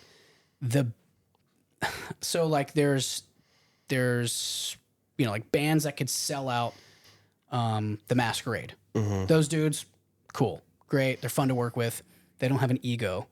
But then smaller venues. So I don't think it's the Vinyl, but it's a place in Atlanta that I went, and this artist writes like music that is centered towards like emotional lyrics, and some of their songs are good. I don't want to give away who it is. Dang. Are they gay or? No, I'll tell you afterwards who it is. I'll give you their information. Behind the scenes. Behind the scenes. You gotta contribute to his podcast. You gotta pay him to get that stuff. Yeah. Dude, Patreon. Yeah, it's Patreon. What? Pay is Patreon. Anyway, so I was under the assumption that I was the only media person there, because I'll usually look at a band's Instagram and it's like, if they have what to me looks like pictures that I would take or other pictures I've seen, I'd be like, oh, they have a media person with them. Yeah. But it was like, these all look like they were taken on an iPhone. So and I'm like, oh, I messaged her directly. Oops. And so they got back to me weeks later, put me in touch with their tour manager, and talked to them. I was like, yeah, cool. Like, okay, I guess I'll come do the media, right? Come and I do it, and I'm asking them, like, does she need any backstage media, this, that? And they're like, no. Like, okay, well, that's normally what they want. And then out comes a photographer with them, and I was like, oh okay, that's why. But then it was like the wedding photographer vibes. Like, what are you doing here? I was like, because I was like, oh, hey. And this photographer was just like, Hey. ew. Hey. You know, I was like, okay, whatever. So, and then the artist was particularly obnoxious as well. And it was like, for the emo music that you write, that is like, I've never been to a show where I've been like, whoa, dude, there's some people here with some mental illnesses. Yeah. And it's 90% of this audience. Like, you go to a metal show, that's accounted for, right? There was a picture that I took for Body Snatcher. You ever listen to that band? They rip. So they actually just have a new song came out. It's pretty good. So I'm taking pictures for them. I'm on stage. So I'm behind their drummer, and I take a picture, and I go back and I'm looking through it, and there's a kid in the very back. You ever been to the Masquerade? What was that in Atlanta? Yeah, it's in Atlanta. So there's three. There's like Heaven, Purgatory, and Hell. Those are the three venues they have. Oh, dang. Yeah, which is kind of cool that like there can be three different shows happening on the same night, and none of them are interfering with each other. That's what's up. The parking is a nightmare when that happens, but whatever. So, there's this kid in the very back. I'll send you the picture when I find it. It's on my computer. And you remember that video of the kid who's like, I like turtles? Yeah. It like looks like that kid. His face is painted white and his eyes are blacked out. And it's like, what'd you think? You were coming to a Slipknot concert? Like, why is your face painted? Very back, like standing up in the shadows. Just like bored out of his mind, you know? How do you be bored with face paint on? I don't know. It's like, why do you... What was the point of putting the face paint on? So anyway, yeah, that specific artist was like that to me, like, you can stand up here and you can say like, oh, my music is for the people, like the victims of the world. And it's like, The victims. you're not really that nice of a person. Yeah. Like, I don't expect you to like go out of your way to greet me and be really nice to me. But if I'm like, oh, hi, and you're like, loser, like, okay, I don't like you. Yeah. But everything I've just heard about you has gone out the window. Like, that interaction I did not feel good about that. And it's like that in-between status of like, you're not playing at a bar anymore, but you're also kind of selling a lot of tickets. Yeah. Because if I'm thinking of, I don't think it was the Vinyl, but it wasn't a huge venue. Yeah. And it wasn't even like 20%, 30% packed. Oh gosh. And it was like, you have no right to be this obnoxious to people. You know, and it's like that in between phase of, you know, like Body Snatcher's not huge, but they sold out Heaven at the Masquerade, which I think is impressive. Yeah. That to me, that's a big deal. That's a lot of people. Yeah. Like they're totally chill. Why are you, the up and coming artist, thinking you're better than everybody else because you're touring the country in a U-Haul van? Like, out of anybody, you should be the polite kind of modest You should be the one. nice one. Yeah. You know, and it's like I don't know why people do that. Is it the girl from Paramore? No. What's her name? Haley Williams? I don't know. She's probably mean. She looks Really? mean. I don't know. I mean, I feel like that level too, like Yeah. the Aerosmith sort of fame is they're probably annoying. That'd be so crazy to be that famous. They're also like 80. Yeah. I did security in Colorado for Three Dog Night. Really? You know who they are? No, I think I've heard of them though. Yeah. I was like, who are these grandpas? But then I heard their songs. And I was like, oh, I know that song. Like, Yeah. Jeremiah was a bullfrog, I think. Blowfish? Bullfrog. Yeah, Jeremiah was a bullfrog. Yeah, like, but their audience was so old. Really? It was funny to watch. But like talking to them, they were some of the coolest old dudes. Really? Yeah, you know, I feel like I was talking to my grandfather. Yeah. Like, yeah, you know, back in the 70s, things were wild. Yeah. What's that? You know, like It's probably very comforting. it was. I wanted him to kind of scoop me up and hold me. Hold me now. Suckle you. Look into my eyes, boy. Yeah. Huh, so you really only photograph like heavy metal bands? If Kind of. the opportunity presents itself. Yeah. Kind of like Nickelback, almost. Totally. No way. No way. What? You don't think they're heavy metal? No. Ew. What? No. You're serious? Are you serious? Oh. I do love Nickelback though. I don't. Dang. I don't like them. I don't like Tool. I don't like what I'd say is like radio metal, where they're like, "Oh, out now, Tool." And I would say honestly, the reason why I don't is because dudes I've met in the army who listen to that music and their personalities, I've been like, I am so far away from how you carry yourself. Yeah. Like some fat E6 who's like, yeah, dude, I'm getting after it. Like, no, you're not. You haven't been to the gym in like 8 months. You don't work out, and Dang. you think you're awesome. And there's a lot of dudes, like a lot of toxic leaders in the army. Yeah. But luckily they're getting out. They're getting out, or they're retiring, or They're getting old. getting old. Yeah, some people I've met, it's just like, you're Yeah. not as awesome as you think you are. I mean, rightfully so. Yeah. You know, like you always got to try to stay as humble as you can. I think there was a point that I was like that. Yeah. Especially when I got in a regiment where it was like, I'm better than everybody and I know it. I will kill you. Yeah. It's literally, I thought I was like the coolest person on the face of the earth. Yeah. And then it was like, that is the worst way to carry yourself. Yeah. I hate that about people. Yeah. I don't know. Yeah. I guess, I don't know. Do you look back on that and regret it when you were like that? No. Okay. No, I mean, because it all shaped me Yeah. into who I am. Like, my grandfather retired from the Army in the Signal Corps. And so he retired out of Fort Gordon. He came to my RASP graduation. Yeah. And somebody said something about the conventional Army. I was like, those guys, they're all nerds. And my grandfather was just like, oh. Yeah, those guys are stupid nerds. These guys don't know anything. So, yeah. But then, you know, I ended up leaving. I ended up leaving Ranger Regiment, and was like, yeah, I had no reason to think I was any better than anybody, because there's a lot of guys out there that are getting after it, Yeah. and that are complete savages. But you know, in a respectful way, respectfully. So yeah, I don't know. I look back on it, and it's like, I don't know why I thought I was that awesome. Yeah. I wasn't. Maybe you were though.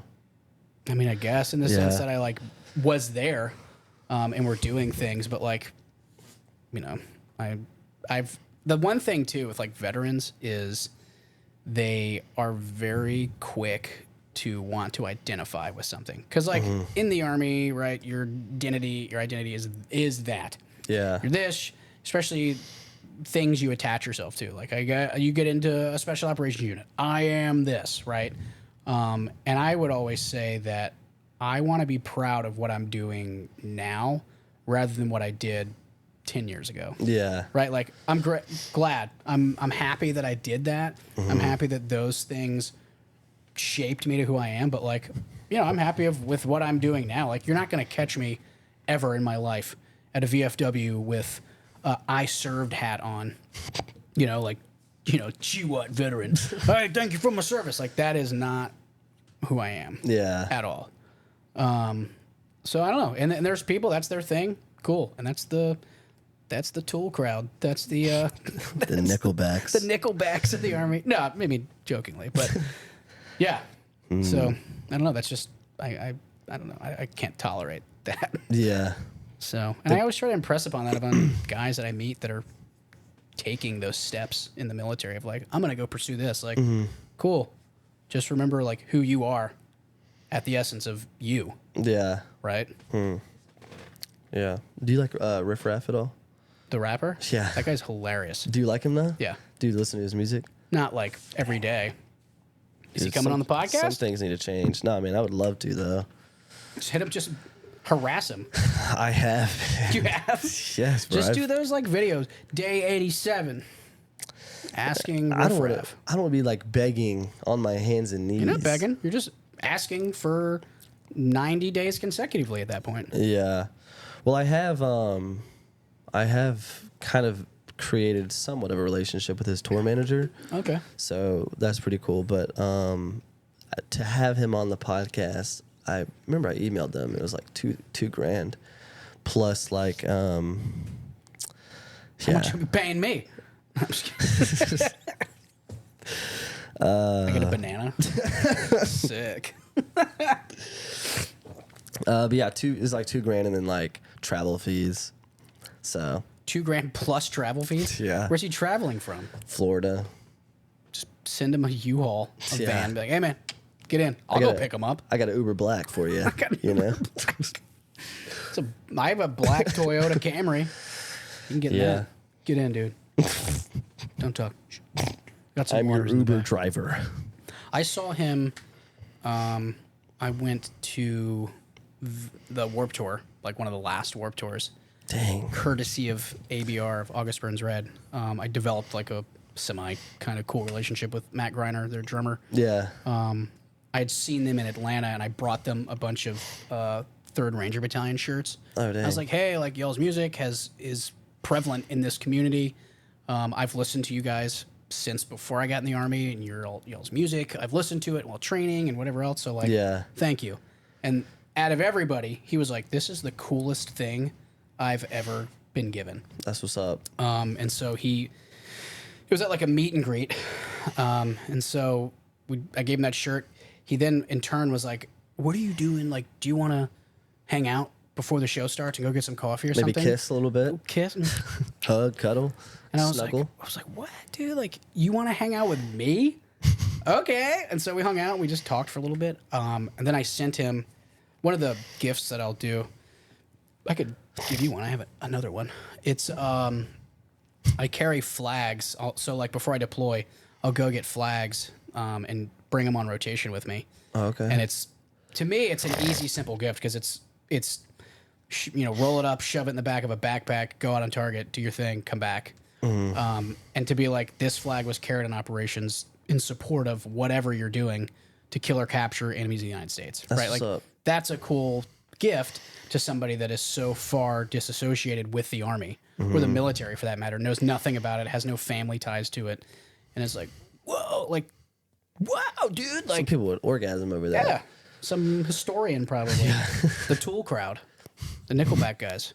So, I sent him one, and his thing in return was, I'm going to give you, all access to the Warp Tour. Dang, bro, that's what's up. Yeah, and that's where I saw Riff Raff. He was riding around on the back of like a Razor, like the side by sides. He was standing up in the back, screaming, and just like flew by. Oh, that was Riff Raff. Oh, yeah, dude. That's so crazy. I don't know tight. what I would do if I saw that. It was tight. I've met him 4 times. You have? Yeah, just like from his Where? shows. Oh. Yeah. And what is he? Is he selling out like big venues? Are you playing big venues or no? Yeah, dude, he's doing arenas. He is? No. Oh, I was like, no way. So I went to one in Columbia.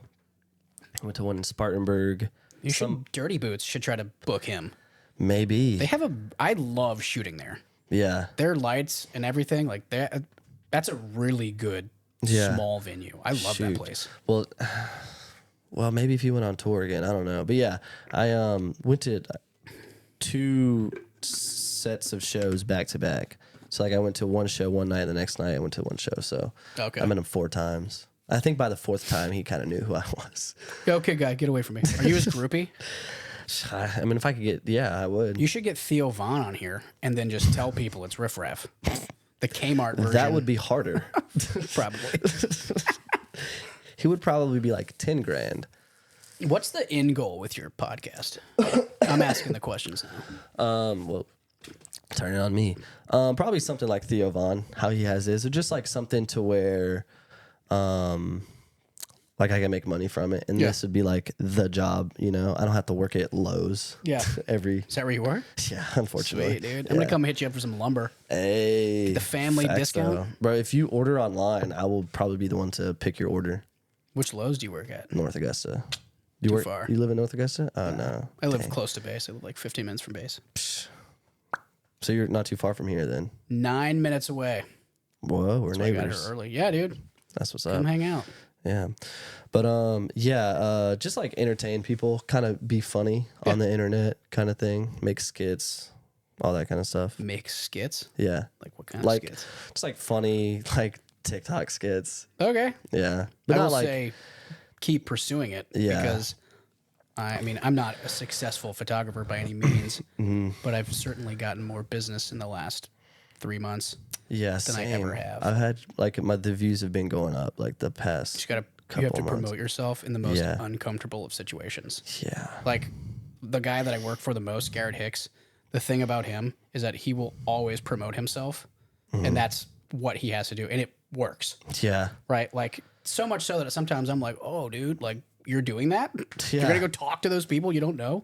Yeah, that's the hardest part, Not that man. I wouldn't. But Yeah. That's the hardest part cuz like in my mind, I'm like very extroverted, you know, but people probably see me as introverted because, you know, I could almost have a conversation with anyone, hence the podcast or whatever. Like you said, oh, I don't think I'm that interesting, but we've been talking for almost 2 hours. So, is that a problem? No, I'm just saying like, do you want me to leave? No. Get out.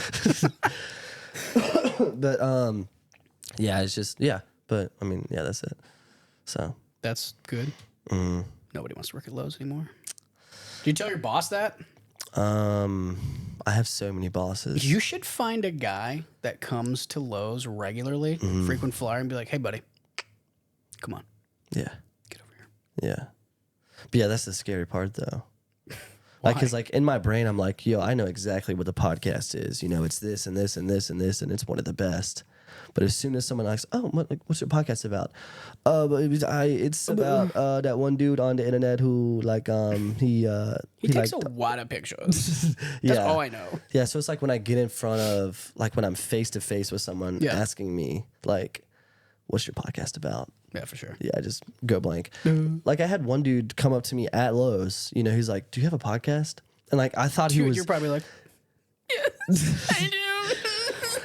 I thought he was joking, so I was like, "No, I wish." And he's like, "Oh, okay." And I was like, "Oh, but yeah, I do." He's like, "Oh, I think I've seen your podcast before." So I was like, first fan interaction, I already messed it up. Do you want me to sign anything for you? Yeah, I have a pen right here, or whatever.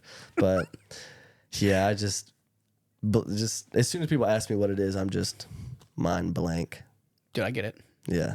I mean, when I first looked at it, I was like, "Is this like a?" Interviewing people from Augusta that are doing things? No. Okay. Well, that's good. I just have to do that. Because that idea sucks. You think? No. I mean, I think that's a good way to start. I mean, what else are you gonna do? Yeah, I can't fly people in every week. At some point, it has to be. Yeah. In its infancy, I think it has to be that way. I just don't want to be stuck in Augusta for 4, 5, 6 years. Who does? Doing the same podcast I've been doing since day one, you know? I want to be able to go out and expand. Have you heard of any other Augusta podcasts? I don't think no. Okay. No. Not at all. Well, I think I'm one of the only white, I guess, podcast people. Sick. And like, they, I don't know if they do it like, They. well, like the other podcasts, they, them, sorry, he, she, you know, whatever they want to go by. But yeah, they're in a spot where it's like they've been doing this for like 5-6 years before the pandemic, and like they're kind of in the same spot that they were in when they first started. Probably don't promote themselves. But they do. They post all the You just time. gotta get some super controversial person on here. Yeah. And everyone's gonna be like, oh my gosh, did you see that random podcast with a white guy in Augusta, Georgia? His guest was he was wearing like a pointy hat, and he was Yeah. wearing all sheets for some reason. It's weird. It's not Halloween. I kind of look like a ghost. It's not Halloween. That's wild. But yeah, what do you want to do with like your photography? Like, what's the end goal for that? Do you want to be Probably- able to do that full time? No way. Really? No way. I think that if I did, it would take the fun out of it. Yeah. Absolutely. Like I like that I have a side thing because it's extra money. Yeah. And that's why I don't charge people a ton of money. I'm really not out to get people. Yeah. And I think that kind of shoots me in the foot sometimes, but at the same time, like, I don't care. Well, you do really good work. Thank you. Thank you. Yeah, I looked at your Instagram. It's really good stuff. Thanks. So. Yeah, it took me a while to find my groove Yeah. and be like, okay, this is it. Yeah. That's what I want to do. So what do you do like full time now? Like you're I'm still in the Army. okay. Yeah, So what so, do you do for that? If you can say. Yeah. So I reclassed from the infantry into electronic warfare. So Oh, dang. yeah, electronic warfare falls under the branch of cyber, and cyber is all like, you know. So my MOS is 17 Echo, and 17 Charlie is the like hacker side of the house. So Yeah. the thing that I wanted is I still wanted to be in the fight, right? Like I just didn't want to be the guy doing all the Yeah. fighting anymore. Because the thing that I was so envious about is as like a private, or not even a private, just working on the line, like on the line in the Army, is you're in the infantry. So working on the line in Ranger Regiment was like, you're about to go to another country with 60 of your bros, and you're going to go have the time of your lives. Because deployments were always the best, because it was like you're doing all this time training, and you're going to deploy and go actually do your job. Yeah. Right? Like I try to convey that to people as why we like deploying so much. Well, not so much, but why we like it. And so you're about to go be entrusted to do all these gnarly missions that are like classified, some of them. But then they'll be like, oh yeah, like can we go eat? You know, we're in Ramstein, Germany. Can we go eat at the PX? No, everybody's locked down. It's like, why are you treating us like children? Right? And they'll be like, food will be brought to you. But it's like, it is no secret. Like when guys in regiment go out, sometimes there is violence afoot where, you know, you sneak alcohol or you whatever, especially in Germany where it's accessible. Yeah. So it's, you know, problems can arise. That's what they're avoiding. Well, I get it. Especially when you have like dumb Ranger privates that are just like physical specimens, but they can't really. I can't. They're think. not great thinkers, Yeah. especially with stuff like that. I'm thinking. I'm hungry. thinking. So, yeah. So anyway, we'd always have somebody attached to us, like a comm cam guy from some other unit, and it was like nobody bothers him. You know, like you'd have the PJs attached to us, like, ugh, they get to do whatever they want. Yeah. I have to listen. I have like 8 bosses. I have a team leader. I got a squad leader. I got a platoon sergeant. Right? I've got a first sergeant. Then I got a sergeant major. Like, all of them know what I'm doing at any given time. Kind of. Depends on what you do. So, yeah. And so I, you know, like I said, I left, went to college, and then by chance found out about electronic warfare because I always wanted to reclass, but I didn't want to get into a job that I didn't know anything about. Like being a chef for the military. Yeah, being a chef, doing intel, doing military intelligence, like a librarian. yeah, who wants to be a librarian, right? So, yeah, I happened to fall into a position where I was doing electronic warfare, and I was like, yeah, I want to go back and I want to do this. So, and that's when I started reapplying to Ranger Regiment. I'm not currently in Ranger Regiment. I'm here with a unit called 11th Cyber. It's like it's a support unit for different special operations units that'll go out and deploy, and they need electronic warfare assets. So Okay. we'll go out and assist them. So What is electronic warfare like? So it's like basically drones and stuff? Yeah, so you're basically taking and manipulating stuff with the electromagnetic spectrum, like the portions of it that you can't really see. So you could use it to jam things. Like there's electronic attack, support, protection. Okay. Like those are all 3 things that fall under EW. So you guys are like a counter UAV when someone gets a certain kill streak? Okay. Yeah, precisely. Yeah, so we just like jam stuff, take over things. Do you hack into the terrorists' phones and stuff? So like geolocation, you can do that. Oh, dang. That's more of our leg. Where like the 17 Charlies, those are like the hacker guys that do, like they try to pair the 2 of you together. So you'd go out and you'd do something like he'd tunnel into whatever. Yeah. Packet capturing, like reading data, shutting down things, and you're kind of going in and assisting with things on the inside. Like, okay, now we're gonna go find a phone. Now that the cameras have all been disabled, Yeah. or now that their network is shut down, he's relying on a cell tower. We're gonna ping him off the cell tower and find out where he is. Dang. Right? So like stuff like that. I worked with this one dude who did that, but he like hacked into phones and computers and stuff, and he said that the terrorists would send each other memes and stuff. I don't doubt it. He would like read their messages. That's pretty funny, Ahmed. Yeah. That is rich. Yeah. So it's stuff like that, and I, because the thing I realized is when I got out to go to college, it was like I don't really have any marketable job skills. Yeah. Especially coming from the infantry. Like I could be a cop. I could be the most overqualified mall cop ever. Paul Blart. Yeah, I could be Paul Blart. You know. Those Segways were so cool. I wish I could get one. You know, the guy who invented the Segway died testing a new form of Segway. Really? Fell off a cliff. Straight up. Why was he close to a cliff? Because he was testing an off-road version of it. And He's trying to evil Knievel it over the fate canyon. was a hunter, man. Caught him when he Dang. least expected it. That's like the dude creating eHarmony, and then his wife finds somebody on eHarmony and cheats on him. That sucks. Yeah, for him. Yikes. Well, thank you, bro. I appreciate you coming on. Yeah, I appreciate you having me. Yeah, I This has didn't been fun. think it'd be 2 hours, but it's been 2 hours and 7 minutes. 49, Sweet. 50, 51. KO Media. Check me out. Yeah, bro. KO or K_O_ media. Yeah, anything else? Or like your website that you have you want to promote? You can find it on my Instagram. Dang. Shout out to all the bands who need media. Let me know. Well, have you heard of Nova Mora? No. They're a local in Augusta. They a metal band? Yeah, they're pretty good. DM me. Yeah, they're pretty good. I wrestled with one of the dudes. You yeah. wrestled them? Yeah, like high school wrestled. I know.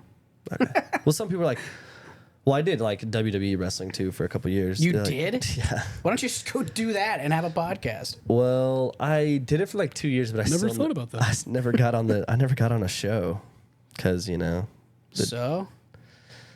Yeah, I know. But like, you want to be on a show. You don't want to be training for like 2-3 years and never go in front of a crowd or anything. That's true. But it's this band, if it's playing. Okay, it's not playing. That was weird. That was awesome. Do they rip? Yeah, but yeah, they're local. They're probably one of the biggest bands from Augusta. What are they called? Nova Mora. Nova Mora. Novumora. Nova Mora. Yeah. Italian? Sound like it. I don't know. They probably eat pizza and pasta. I don't know. They seem cool though. So Sweet. Yeah, I'll check them out. Hopefully they yeah, check me out. bro. Thanks for coming on. And for having me. do you have anything else you want to leave? No. Okay, sweet. All right, man. We'll see you later. And thanks for listening to the episode. And we'll see you in another one. Later. All right. Do you think 9/11 was set up, staged? I think that would be. Got my soul in a choke, I feel I can't breathe. Keep my foot on the gas, my life in full speed. Feel like I